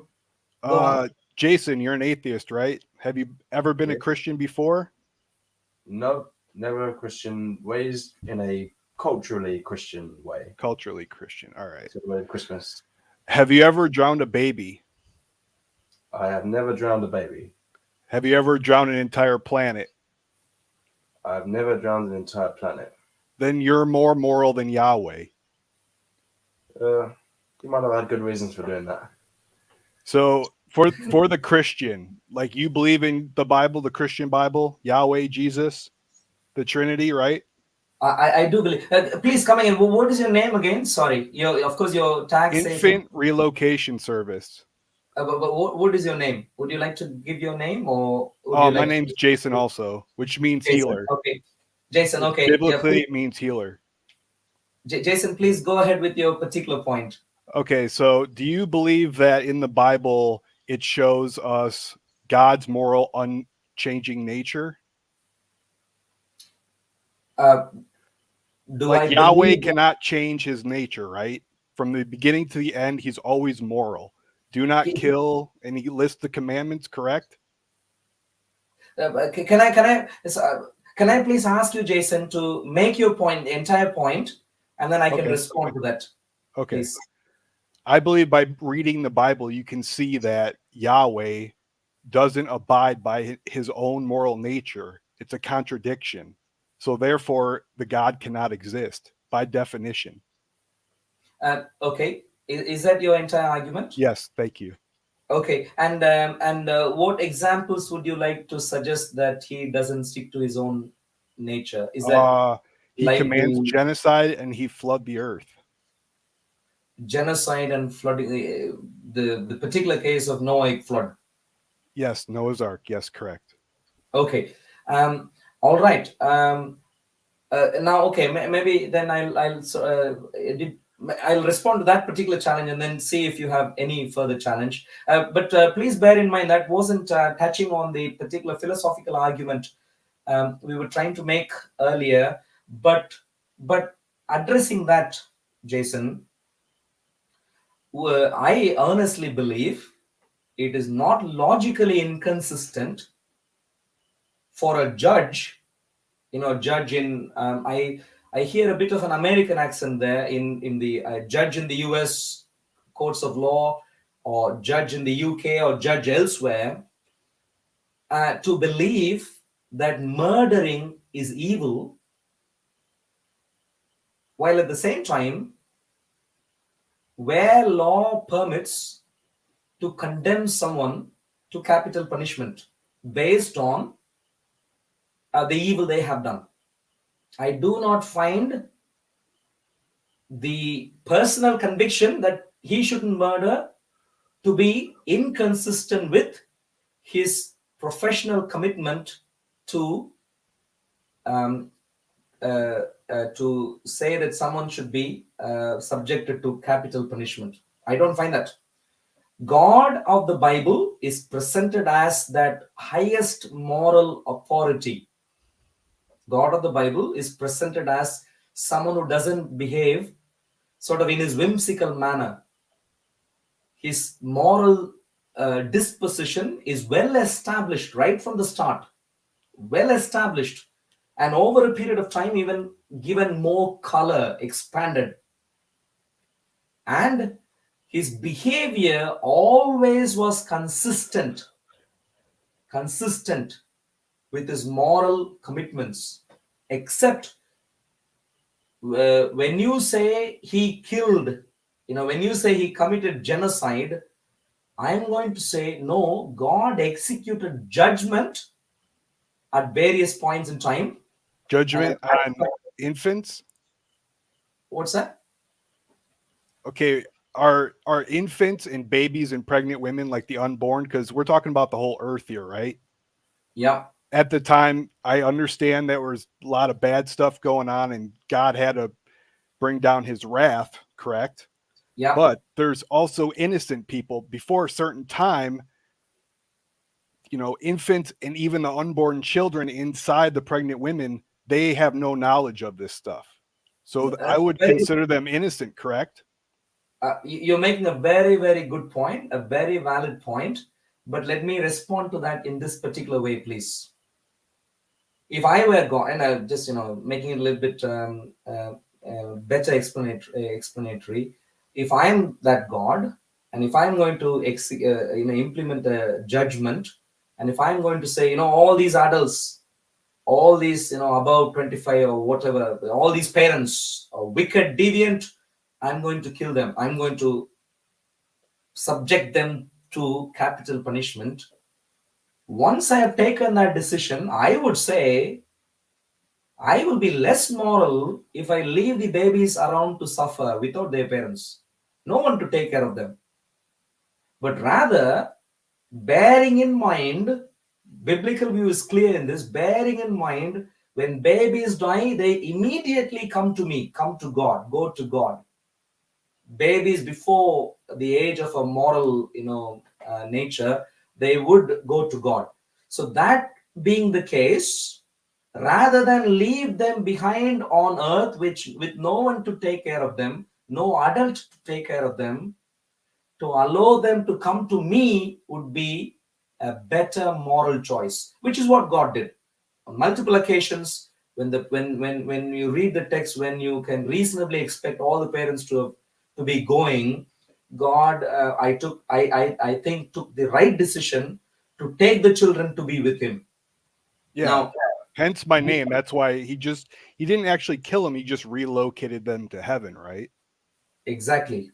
So to where he is, which is a higher moral decision than leaving them behind. In other words, I do not, let's put it this way, Jason. I've sort of gone through the Bible for years and years, and I can show you my study Bible, and I'm sure you would also have. But my personal conviction is God of the Bible always sticks to his moral standard and goes even beyond. That's the God I find in the Bible, not anyone to the contrary. But like you have rightly observed, I find this God of the Bible to be someone who judges also. Agreed. And as a matter of fact, the worst of judgments is going to come in the future. So if you're going to complain about Noahic flood, if you're going to complain about what happened to Amalekites or people in Sodom and Gomorrah or wherever else, I have a duty to let you know clearly a worse judgment is going to come. The final judgment is worst of all. It's a once for a lifetime judgment. That the second one comes in fire, right? Sorry, come again. I missed it. It's the second one's coming in fire. Which second one? I mean, if you don't believe, then the next judgment's in fire, not water. Well, exactly. Yeah, it's an Yeah. eternal fire. So why did God create in the first place? Because Noah's Ark was supposed to be the chosen family of Noah, right? Yeah. So he killed everyone else, got rid of, well, not kill, he relocated them, right? So then Noah was supposed to, make everything better after that, but we're still stuck in the same place now. What's changed? What's changed in the world? And that's exactly what I'm going to ask you, Jason. Why aren't you changing? Why are you not allowing I'm change fine. to happen? Why aren't you changing? I think you're I have Jason, changed. your buddy's on the right path. You're quite, How much is he funny there. sweating over there? How much is he sweating? You're quite funny, Jason. But the serious point behind all of that is this. At the end of the day, the earth and the universe do not belong to you and me. We don't own it. We don't get to implement the laws or various top level choices. We don't get to. We are mere mortal inhabitants. God is the owner. He is the ultimate judge. He is the transcendental moral authority. And what he does is what is going to have long-lasting effect. And so the point is, you and I need to get aligned with his nature. Now, if God of the Bible comes across as someone like the Islamic Allah, I can see why you might want to rebel. I would do the same. If Islamic Allah is the true God, I would rebel big time and say, you know what, give up on this God. I couldn't care less. If he's going to destroy me, fine. Because he's immoral on multiple counts, sexual immorality, all sorts of immorality. But God of the Bible is not like that. Go through the moral aspects of him, wonderful, spotless, phenomenal. Do you know what they call that? What is that? They call it the outsider's test of faith. If a Muslim comes up to me and a Christian comes up to me and says, hey, believe in my God, and they both give me their book, how am I, as the outsider, supposed to figure out which God is real? Well, I'm assuming, Jason, that given the fact that you're very intelligent to even name your profile when you came here to as infant relocation service with a deep meaning behind it, I'm assuming you have reasonable level of intellect. You can read the Quran for yourself. You can read the Bible for yourself. I'm not going to read the Quran. I agree with you. Islam is 100% false. Well, there we go. So clearly we're not talking about things on which we can't make comments. We can clearly make comments. Islam is horrible. I can make that comment, and I would be willing to even die for that comment through God's grace. It's so horrible that I don't even want Muslims to be in that. I want all Muslims to come out. But reading through the Bible, I see a God who is perfect in his nature. He is rather, he is a judge, agreed. Some things that he does are really hard, I agree. But his moral character is impeccable. And without him doing what he does in terms of the hard decisions, heaven would be nothing but earth multiplied 10,000 times or a million times or a gazillion times. I don't want to live in that heaven. I want to go to heaven that God of the Bible has, where only righteousness can enter in. Everything else would be consumed outside of it. I earnestly invite you to get there. I could question you for like 10 hours. Absolutely, Jason. I've been doing Ask this you- my whole life. I was a Christian for like 20 years. Okay, how old are you now? I'm 42. 42. Okay, what the first 20 years Christian, I'm assuming, or Yeah, here and there. I'm not going to say I was like the most perfect Christian ever. but you were aware of the Bible and Yep, went to church, altar boy, baptized, confirmed, got my Bible over here. Yeah. One quick question. Sure. Do you study anything outside the Bible, like surrounding the biblical times or before it? Absolutely. You're Absolutely. interested in that stuff? Absolutely. Have you ever read the book, The Epic of Gilgamesh? Epic of Gilgamesh. I have a book on the Epic of Gilgamesh here. I need to find out where exactly it is right now. Anyway, it's not a big deal. I won't take up too much more of your time, but Yeah, there's sure. websites where you can go on and look at the flood of the Bible and the Epic of Gilgamesh and see the comparison. The if you're talking about the archaeological Epic of Gilgamesh, what I can say is they are comparable to a degree, but you can, going through the details, I can clearly say, did you know that in the Epic of Gilgamesh, you essentially have characters which look similar to what you find in the Bible, except reversed. Good becomes bad, bad becomes good. Are you aware of that? I read it a couple of years ago. I'm not familiar with that, but I know a lot of the ravens and the birds are almost one for one. It's pretty similar. Pretty similar in some regards, but I'll give you a simple example. Yahweh, Yahweh is the God of the Bible. According to Epic of Gilgamesh, the sort of the God who Gilgamesh was trying to save people from is Huawa, which etymologically is related to Yahweh. And the Bible does talk about people who, essentially, long story short, Jason, the point is, Epic of Gilgamesh, I believe, has historical, let's say, historical value, but I do not think it undermines the historical veracity of the Bible. Maybe I'll leave it at that. And can I please suggest to you, Jason, maybe if you don't mind, maybe if you can email me on info@operationstephen.org. Please join us online any number of times when, especially, we're dealing with atheism, agnosticism, or any other worldview. Please email me. I'd really like to have a catch up with you over Zoom or something outside of one of these live streams, if you don't mind. Have you ever heard of the channel Pine Creek? No. He does open live calls, and I would love for you to talk to him. He's been doing Absolutely. it for years. Is that an American guy? Yeah, he's some old white guy, some idiot white guy. You'll destroy him with that whole 2-hour intro to math to get to Jesus. It'll work. Theist Thursdays. He does Theist Thursdays. Call in. All right, guys. Okay. Great to catch up, Jason. Jason, stay strong, bro. Yeah, have a great time. God's blessings. Ultimate truth. Ultimate truth, Al-Haq, the truth. Hello, you are online right now. Are you a Muslim, Ultimate Truth? Yes, sir, I'm Muslim. I would love to join. Before I asked you to let me join with the atheist guy, bashing Islam, while you're Christian, I ask you to let me join, so it'd be three of us. It'd be fair, right? So basically, yeah, go on.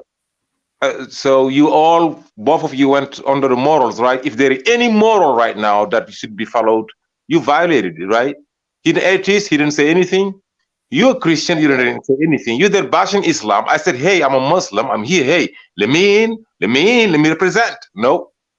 So the answer for him, just to say that God exists, is simple. We ask him today, if the whole, we have 8-point-some billion people, right? Oh, I gotta call you back. Sorry. Okay. Sure, no problem. No, go ahead. No. I am talking to the person that was calling me. Oh, okay, sure. Yes. We 8 point something billion people on Earth right now, right? Mm-hmm. Now, if we all had to be judged, anybody steals something would go into jail. Would be anybody left on Earth? If the jail's on Earth, yeah. It would be nobody left. We all have stolen something.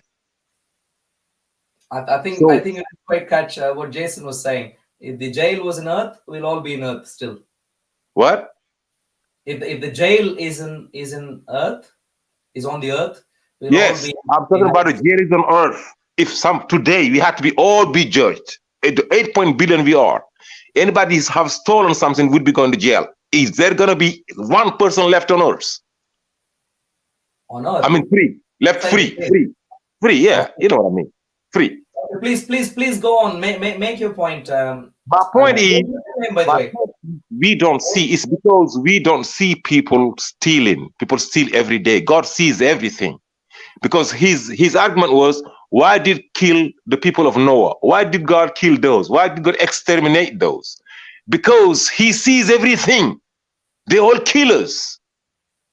Okay. Oh, if you would have been able to see the whole world today, if God would judge us today, every single one of you who have stolen something will be in jail. It'll be nobody in the streets but animals. Okay. Al-Haq, let's put it this way.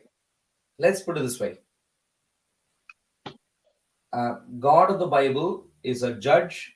He has judged in the past, and he will judge in the future. Now, in regards to Islam, that isn't going to help you. You need to come to Jesus Christ to understand what we were talking about so far. You need to come to Jesus Christ. The point Please, let's stop that preaching mode, please. Okay. I'm not here to preach. Let's talk scientific thing. You're an atheist. I'm a Muslim. Let's talk science. Let's talk proof. Don't be, hey, you need to come to Jesus Christ. Please.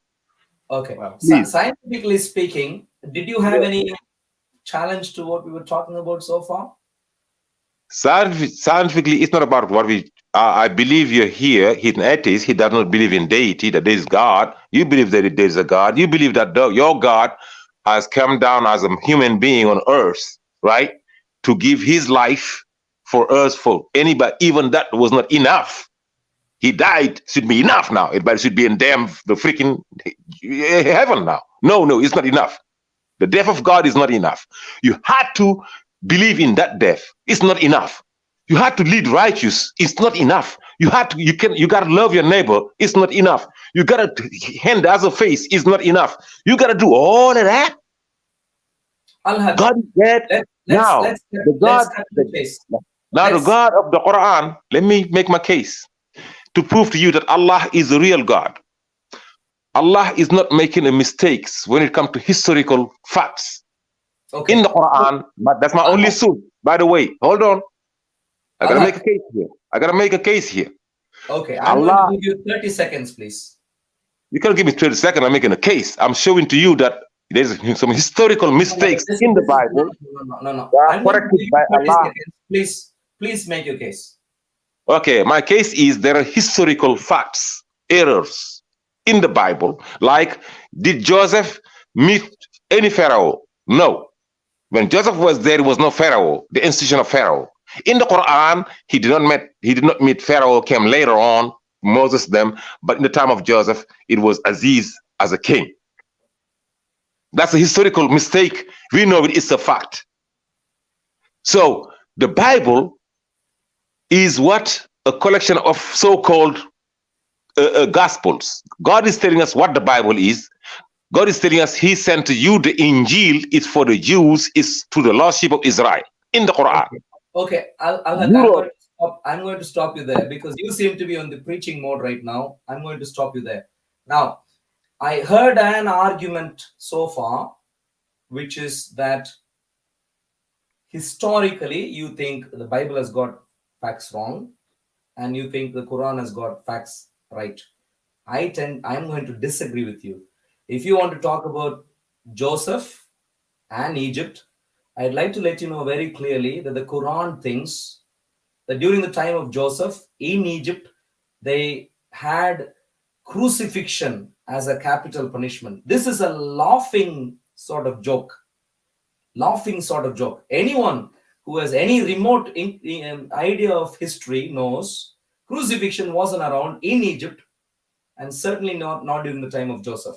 So you need to give up on the Quran. But in terms, if you were to look at historical errors, coming to where we left off with Kalam cosmological argument, the universe is created, and from there taking forward, I think as a Christian, I am able to present precisely who that creator God is, especially based on the historicity of what happened in the life of Jesus Christ.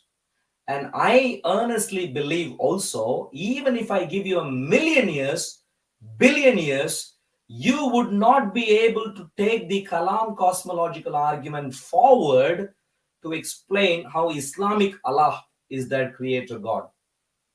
That's my challenge. Okay. Creator God showed up. Yeah, I heard everything you said. You ran from the. Now you tell me yes, you're right. Hold on. Showed up on earth. And why are you doing this, bro? his supernatural attributes were visible. Crucifixion, resurrection on earth. You have nothing equivalent to that in the Quran or in Islamic history. I said you ran from the first argument. You basically saying yes, you're right. The Bible is wrong, and the Quran too is wrong. Hey, listen. You never answered to that. You never said no. It was Pharaoh at the time of Joseph. You never said that. You ignored that. You know that's wrong. Listen, bro, I didn't cut you off, bro. I didn't cut you off. Don't do that. How much of Egyptian history are you aware of? Bro, all I said was you did not respond to that argument. No. That's a fact. That's a fact. Bro, the atheist is laughing at you, man. Please don't do that. He knows. Alec, he knows you ran from that. I'm asking you. I gave you. Of the Egyptian history are you aware of? Bro, why are you doing this? What is that? Listen, why are you cutting me off like this? It's my turn to say, let me rebuttal you. Just let me tell you, and then I will go. You ask me a question about creation. How can I prove that Allah created the heaven and earth? I will. I'd like to know. I was just responding. Alak, I'd really like to know a simple thing. If you want me to get into the details of what is recorded in the history of Joseph, I can, but I can't speak to someone who is ignorant and try to make my point. How much of the Egyptian history do you really know? Enough to know that it was no Pharaoh in the time of Joseph. How much? That's all that matters. It's all I know about it. I know that it was not Pharaoh in the time of Joseph. That's all I know. That's all. Nothing else. Nothing else. And know that I am from Senegal. I studied in the University of Cheikh Anta Diop. The biggest Egyptologue on earth is from Senegal. His name is, and we got the same first name, Cheikh Anta Diop. And that's my name too. Just so you know.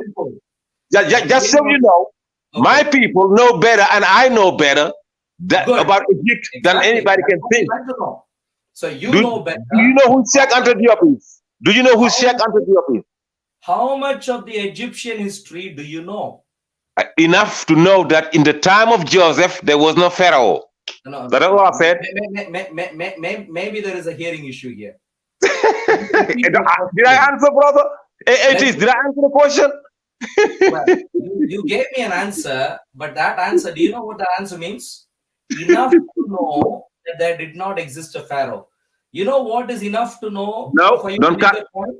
In the time of Joseph. Don't cut my answer. In the time of Joseph. In the time of Joseph. Al-Haq, I need to stop you there. You have to know that Jacob never met Pharaoh. Never, ever, ever. Yeah. Enough to know that Joseph is the one that took Jacob in Egypt. Enough to know that. Enough to know that when Pharaoh, the institution of Pharaoh started, You I'm don't know really, none of that. Enough Ahmed, to I'm know really going to stop you there. that. I do apologize. I really do apologize. You don't seem to, you think this is your stream. It is not. Now, the point is, I don't want to speak to people who don't know enough for them to ramble on top of what I try to tell them over and over again. I don't want to do that. It's a simple reasoning with which I avoided some stuff. My focus was Kalam cosmological argument based on what happened in the life of Jesus Christ. I can take that forward to suggest that the God of the Bible is the one true God. That I can make. And in Islam, you simply cannot do it. But if I give you half a more minute, you might even say that Islamic Allah exists. You might even go on to say that the Quran is the word of God. Those are laughable things to say, especially when you cannot give evidence to back them up. Now, there are a billion plus Muslims who can say that. Just memorize something and then come and vomit that. Yes, Quran is the word of God. And if I ask them why, they wouldn't know an answer. That is what you are doing. I don't care where you're from. You could be from Senegal and absolutely have no clue about Egypt. It doesn't matter where you're from. The question asked is, how much do you know? The answer that I've got from you is that clearly not enough to be able to make any other point from that single statement you made. So if you want to deal with historical veracity of the Quran, you are most welcome. We are going to have some other stream, some other day. Today, atheism, agnosticism. I'm going to stop you. Of course, I have already stopped you there. I do sincerely apologize. If you hadn't sort of spoken over me, I got an answer for that. I got an answer for the creation of the. okay. So Ram is still there. Ram. Jason, for how much longer can you go? Let's say 20 minutes. 20 minutes, let's say, yeah. Okay, so let's give Ram some more time there. Ram, you should be back here, yeah. Thank you for waiting. Oh, thank you. No, it was interesting. It's interesting to hear all these views. So in fact, I will take it up from where we left when you were talking about that Malaysian aircraft going down and that happening in reality, that kind of a thing. Yeah. Yeah. So when we are talking about this Malaysian airliner, not everyone is thinking about it. You are thinking about it because that thought came to your mind. I am thinking about it because you spoke about it, and I am talking to you. And Jason is talking is also like thinking about it now because we are talking about it. So I mean, how many people? When we say everyone knows the Malaysian airliner, we are thinking in our minds that everyone is thinking about it, but in reality, only a very limited number of people, that too in our minds, is thinking about the Malaysian airliner. So, life, when it happens to us, according to Advaitha, according to the non-duality philosophy, the philosophy of Advaita, universe appears to us according to according to those different modes of material nature that we already discussed. And uh, it's very spontaneous. I mean, it's you didn't know that you would be born in a certain family. I didn't know that I would be born in a certain family. All these things happen to us. So uh, you know first of all, like accepting that these are our circumstances, uh, and not judging, and uh, that is called surrender. Advaita says that if we accept whatever our circumstances are, um, without judging, that is called surrender. So whatever is happening to me, I am I am uh, I am accepting it without making any judgment about why this is happening to So, me or why this is not happening to me. That Ram, is called surrender. Ram, if I could stop you briefly there. So let me ask you a simple question. Do you believe there is good and bad in this world? Or are you saying you Yeah, don't so believe? let's no, of course. I mean, you were talking about some guru in Tamil Nadu who had these cameras fitted inside his Yeah, house or his cave, and you were talking about sex. Now, yeah. I mean, yeah. So, what makes you think? Or there's been a lot of talk about sex being immoral and all that. So, I mean, how do we know? What makes us think that sex is immoral? I mean, what is the standard? Where is that standard that okay, if you go beyond this, this is good. If you are under it, then it's bad. I mean, who has set up this standard? Where does this moral compass come into existence? I mean, who has decided? Who has said sex is bad? If sex was bad, then there would be none of us would exist. I mean, the whole universe, the beings in the universe, in body and flesh, they exist because of sex. I mean, and Ram, then Ram, now we are saying, Ram, are you married, Ram, or not? I'm divorced actually, and Okay, I after do that, apologize. no, I do that's apologize. okay. Yeah, I Yeah. do apologize.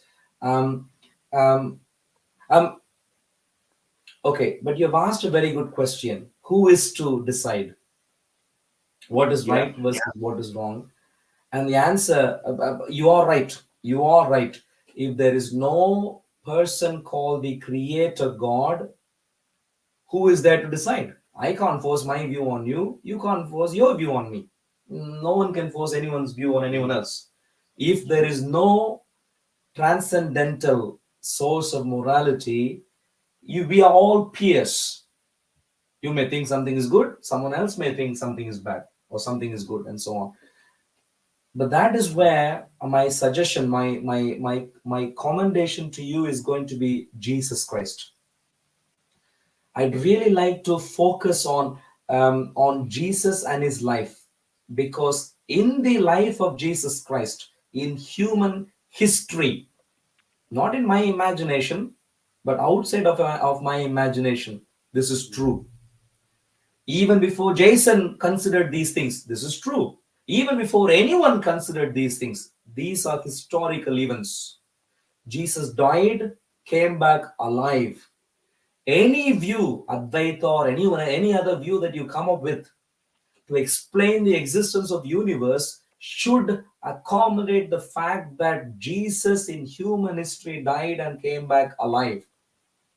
And using that, I'm going to advance the argument that Jesus is the only verifiable creator God. There is no other creator gods who can be verified to be creator God. Only Jesus.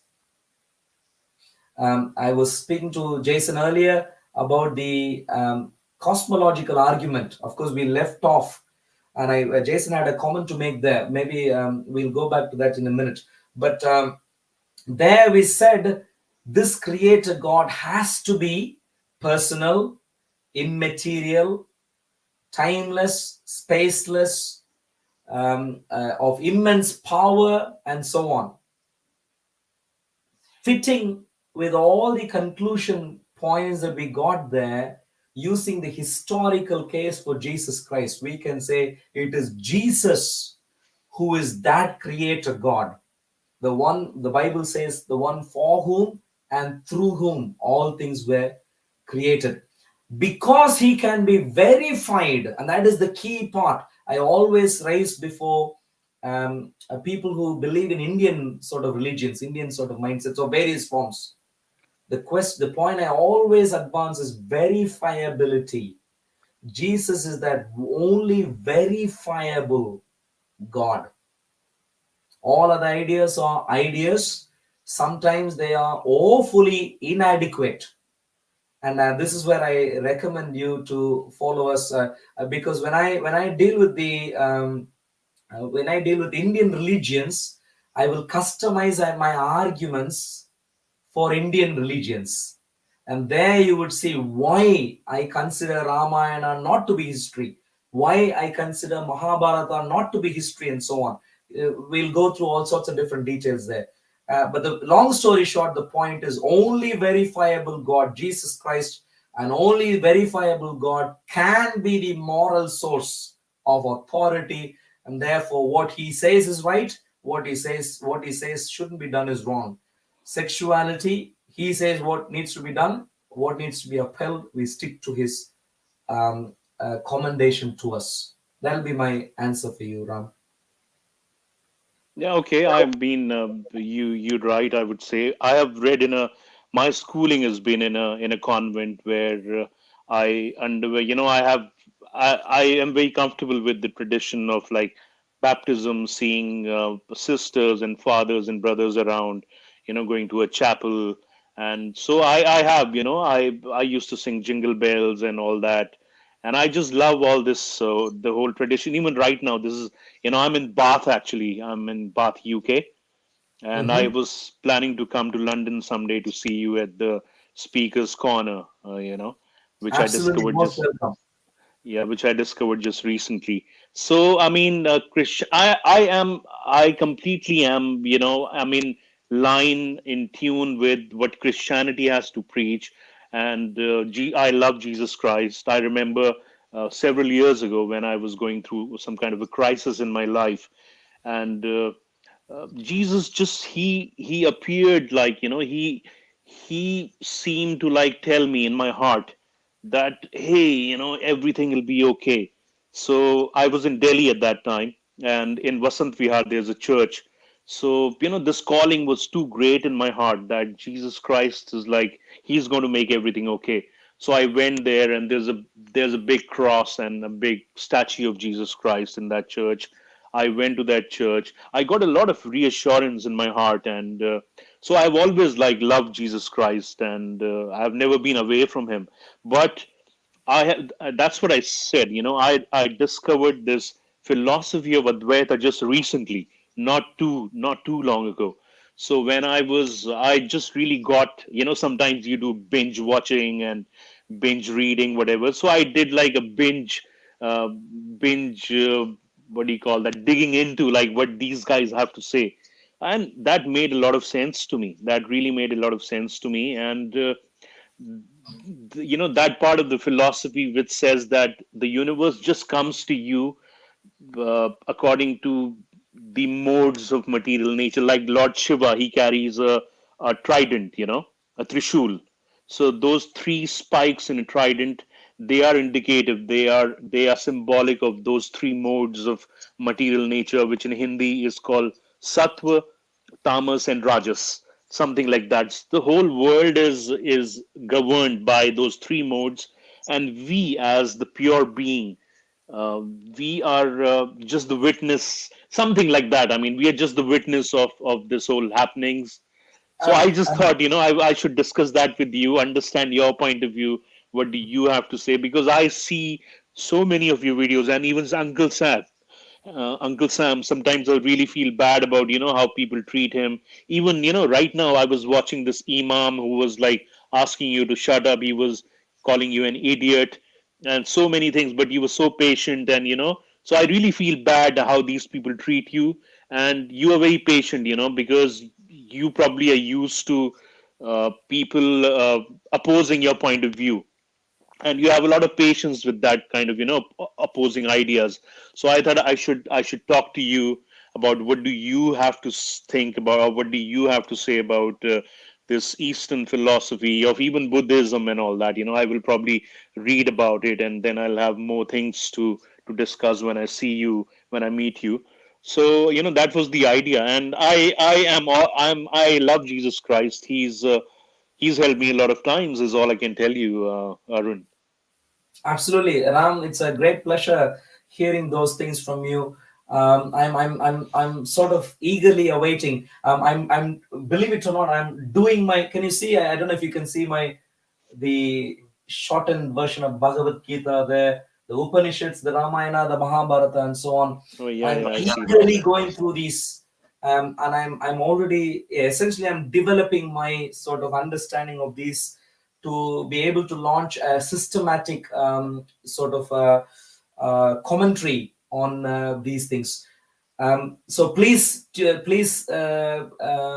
stay in touch with us. If you can please email Okay. to the email address that you see in the description, please do info@operationstephen.org. I'd really like to stay in touch with you. And like you said, if you were to come to London at some stage through God's grace, Speaker's Corner, please say hello, and hopefully we can stay in touch. And Q2 2023, through God's grace, I'll be launching my thorough evaluation on Hinduism, where you would find essentially my entire case.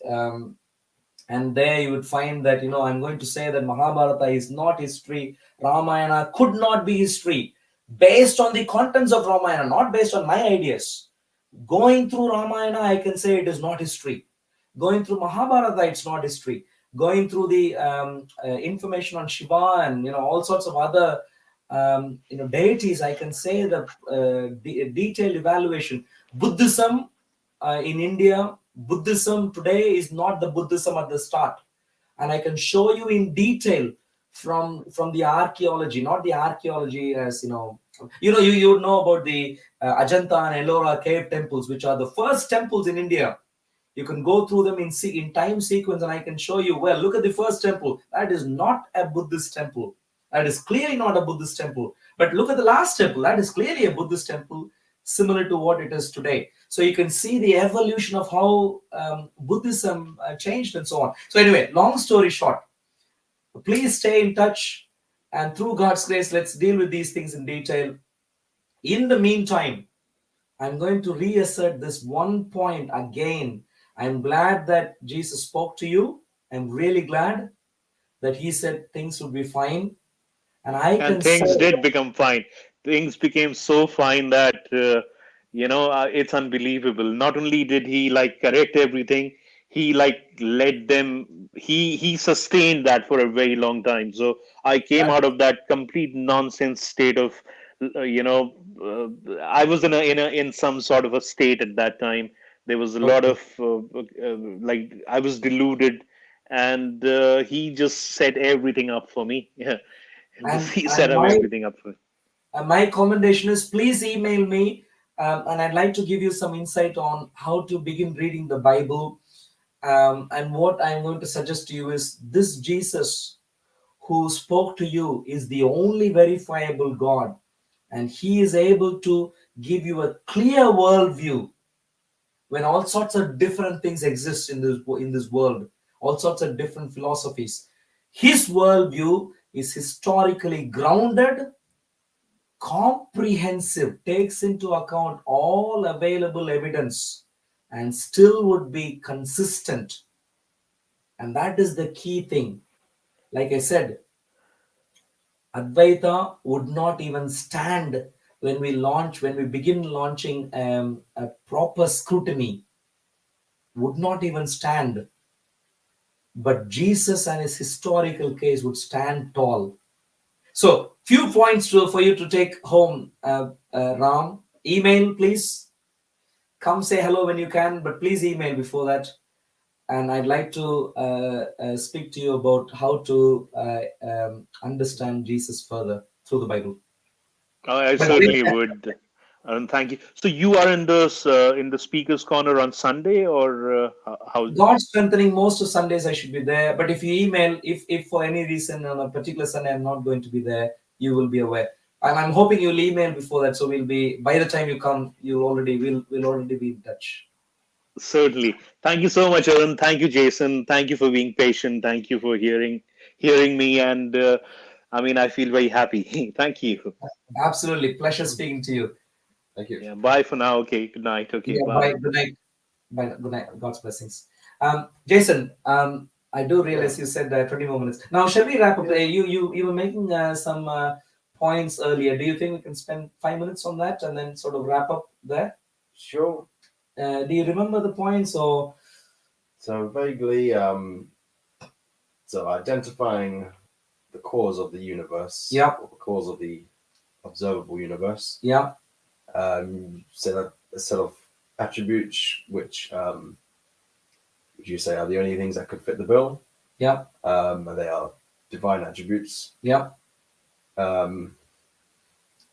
That step seems You less solid than the main argument. argument. Okay. In other words, you're happy with at least based on the scientific arguments, you're happy with the conclusion that there is a God. There is a reason for the existence of the universe. Yeah. But now Of course. then to cause for the existence of the universe, but from there to essentially describe that cause, that particular step you weren't completely on board with. Right. Okay, maybe we can go through that just for a few minutes there. So so this is not what I want. Okay, present. Okay, share screen. All right. Window, cosmological argument. Okay, cool. So maybe I can. Okay. So the nature, conclusion. Let's say we're on the same page. Nature of the cause. So let's go through, not in this particular order necessarily. Let me go through in an order of my choice. I do apologize. This is not necessarily the order in which I'd like to present. But okay, so we understand. We earlier defined what the universe is. Right. The physical universal. Exactly. All of known physical reality. Right. Yeah. And I'm assuming we agree that includes space and time. The dimensions, space and time. The dimensions, I'm not sure about that. It includes the time and space aspect of anything within the universe, or anything within the physical universe. The known reality comes along with time and space. You can't separate them out. Earth, for example, exists within time and space. Sure. You can't envisage an Earth without time and space. Sure. You can't envisage any part of the universe, any part, moon or whatever else, distant galaxies, any part without time and space. Sure. All of known physical reality includes time and space. Yes. Yeah. So in other words, when we were earlier using the term universe, we not only mean physical stuff like heavenly bodies, we also include the dimensions of space and time in that. Okay. Well, I don't. That's a bit difficult to understand. In terms of, okay, let's go with that for now. Yeah. I mean, essentially, there is no universe without space and time. Sure. The universe comes as a package. But could there be space and time outside of the universe? Well, if all of known reality, which is subjected to science, all of known physical reality is what we call universe, there is nothing outside of it which is physical reality. Well, everything known, but No. Are you pointing something beyond that? I am talking about all when scientists use the term universe, they do not just mean observed universe. Sure. They don't even actually mean observable universe. Sure. They are actually talking about even non-observed parts of universe. Okay. In other words, all of material, all of physical reality is included in this universe. Okay. What has already been observed, what could be observed but not yet observed, and what is theoretically not even observable so far. Okay. In other words, everything is included there. Everything. Well, it would not include God.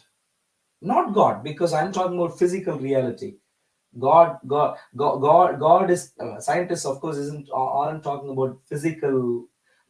The Bible doesn't present a physical God. The Bible presents God in a spiritual manner, going beyond what we observe in the physical realm. Okay. Yeah. So clearly, God isn't included in the way Bible presents God, and God isn't included in the way scientists postulate this term called universe. Right. Yeah. So they are seen now. Of course, if someone somewhere can, to make a particular argument, can rephrase or can define universe in a different manner. I'm not talking about that. Yeah, Okay. I am talking about the general definition of universe and general definition of God and so on. Yeah. Yeah. Cool. So all of universe includes time and space. So and that had a beginning. Time and space had a beginning, Okay. which means whatever the cause was has to be outside of this. Which, in other words, whatever the cause was for this universe has to be without time, because all of time and space is within the universe.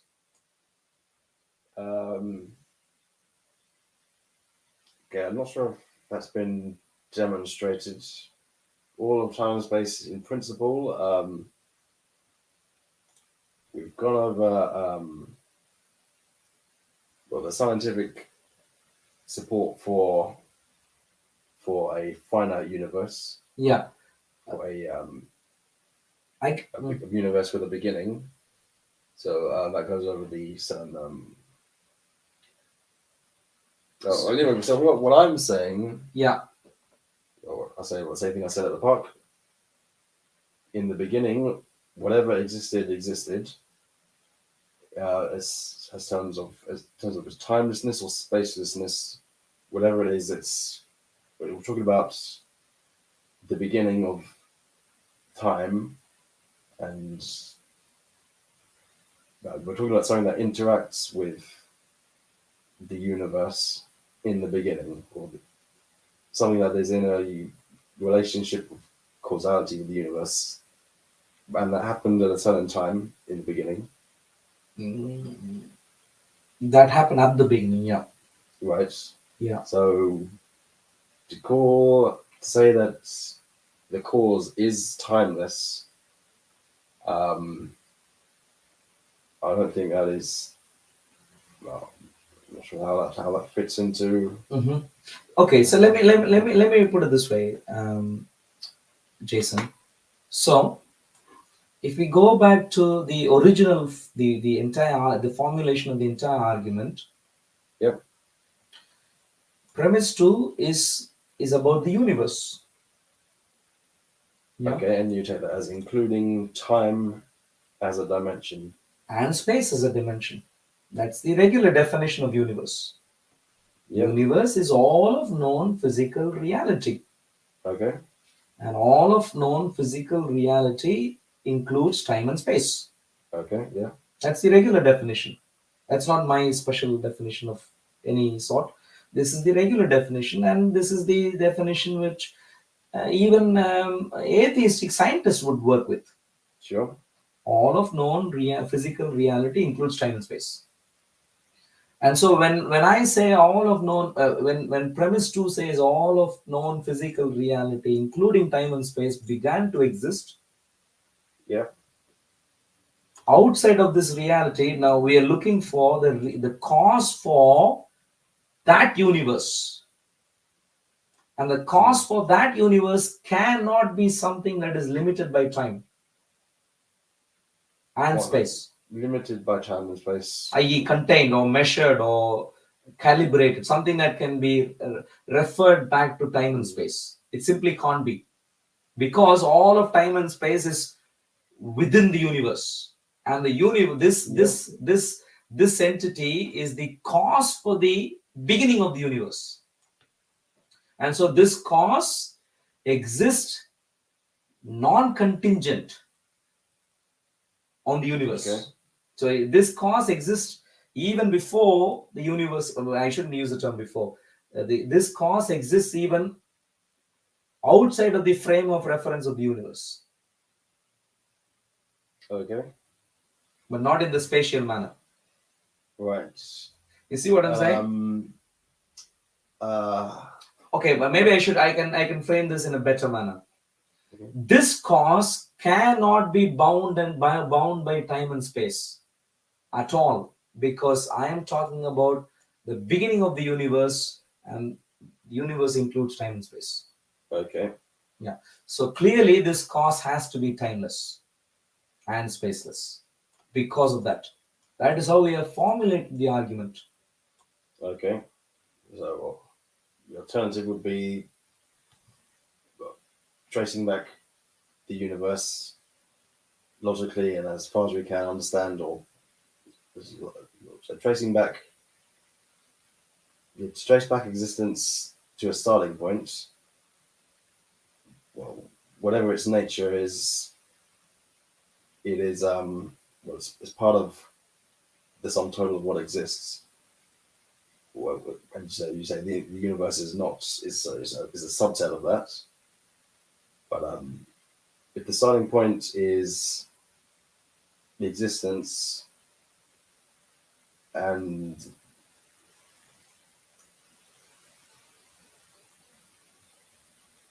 let's maybe move on from timeless and spaceless. Okay, sure.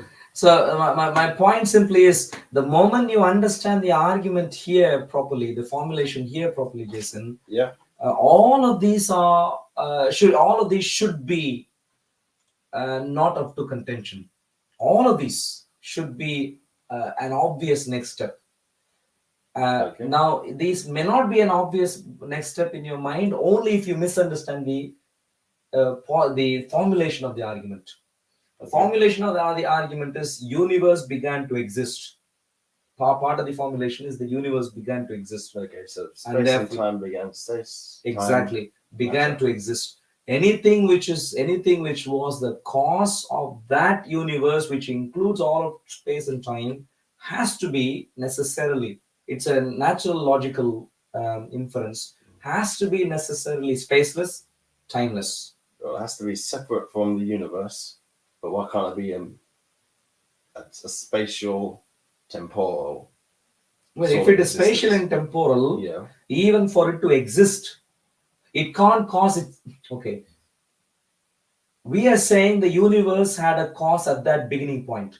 In other words, we are saying space and time began to exist at that beginning point.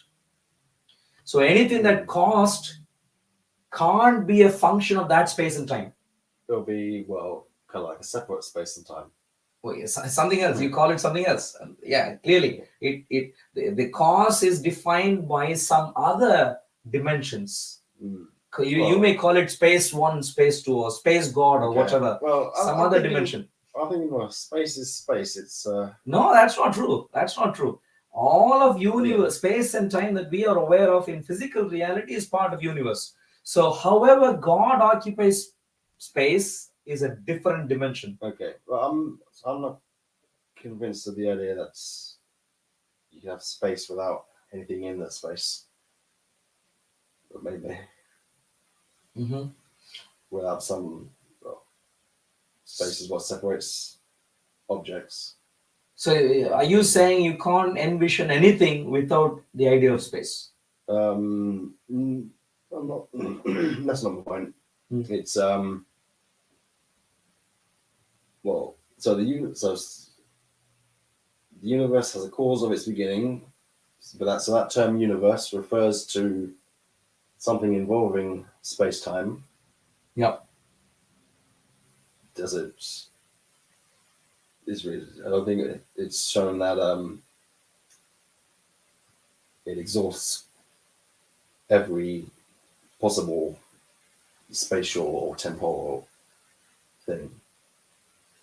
That is the definition of universe. Every possible space and time thing that we can think of is what we have defined as universe. And there is Okay. not much complexity to it. What is time can be a complex dimension to define, but once we Yeah. have sort of put that in a variable, we call it t or something. However complex it is to define, we know that is time. Sure. And that is part of the universe. We know that began to exist. We know space began to exist. We'll go with that. That is what the definition is here. Yeah. And that is what the essentially the scientific observations that we were talking about earlier has an immediate impact on the very definition here, or actually applied to the definition we used earlier. Right. So, in other words, Jason, maybe in the interest of time, we can maybe wrap up in a couple of minutes there. The point simply is the argument, the formulation of the main argument is strong in my view, and we agreed. There were two premises. Premise one, we agreed, was a valid premise. Premise two, I gave 4 different supporting evidence or supporting points to say to establish the validity of premise 2, and we agreed at least on the validity of 2 of them, at least the scientific observations. The other 2, I think you can take home and we can discuss offline, on the nature of infinity and so on. I believe all 4 are sound points to make there. Now, once we have done that, so we are in agreement on at least one way of supporting the validity of each of the premises. At least one we agreed on, which means the conclusion is obvious. So we can conclude that the universe had a cause or has a cause for its beginning. And my point now is simply going to be the nature of the cause should be obvious. Some of the aspects of the nature of the cause is obvious from the very definition of the universe, namely spacelessness, immaterialness, timelessness, and changelessness. These are things which ought to be immediately obvious from the very definition of the universe. But from the fact that we are saying universe is caused by this cause in itself to prevent an infinite regress will be an uncaused entity. So that is by the fact of essentially arriving at a logical cause for the existence of the universe without entering into absurdities. Uncaused and beginningless, because he's uncaused, beginningless, and by the fact that he is bringing into existence the entire universe, he has to be able to conceive things in his mind, and therefore personal, sentient being, a being which is able to think and decide, and thing has unimaginable power to bring what is conceived in the mind to known reality, or as known reality. So in other words, I think all of these qualifications for what is the cause, we should be able to substantiate fairly easily. Maybe we can, in the interest of time, maybe close there. Maybe I don't know if you wanted to have any final. Did you find the conversation meaningful, productive? Of course, you might not agree on all conclusions so far, but are we going somewhere, you think? I think so. I think it's worth digging into exactly what we mean by these terms, and to make sure we're not absolutely hiding any secret premises. Cool. Okay. Cool. Sounds good. So, Jason, it has been a pleasure to have you here. Of course, it was a long conversation, but pretty long. But I think it was quite engaging. We had a number of people who showed up to make their particular points, and it was all useful, I think. So I think I'm quite glad that we had this catch up, and hopefully we can follow up offline on some of the points you have raised. Thank you very much for all those who joined online on the 3 different YouTube channels. It was a great pleasure being able to reach out to you in this particular manner. And I do see. Did you want to say? Thank you, Soko. Thank you, Revelations. Absolutely. Cool. So thank you very much, guys. And I do see some comments there. I see Sam, you're asking about some sermons and stuff. Please, if anyone wants to ask any particular question on top of what has been already discussed, please email. You should find in the description page of the video in Operation Stephen YouTube channel. the email address that you can use to reach out to me or my team. Please email.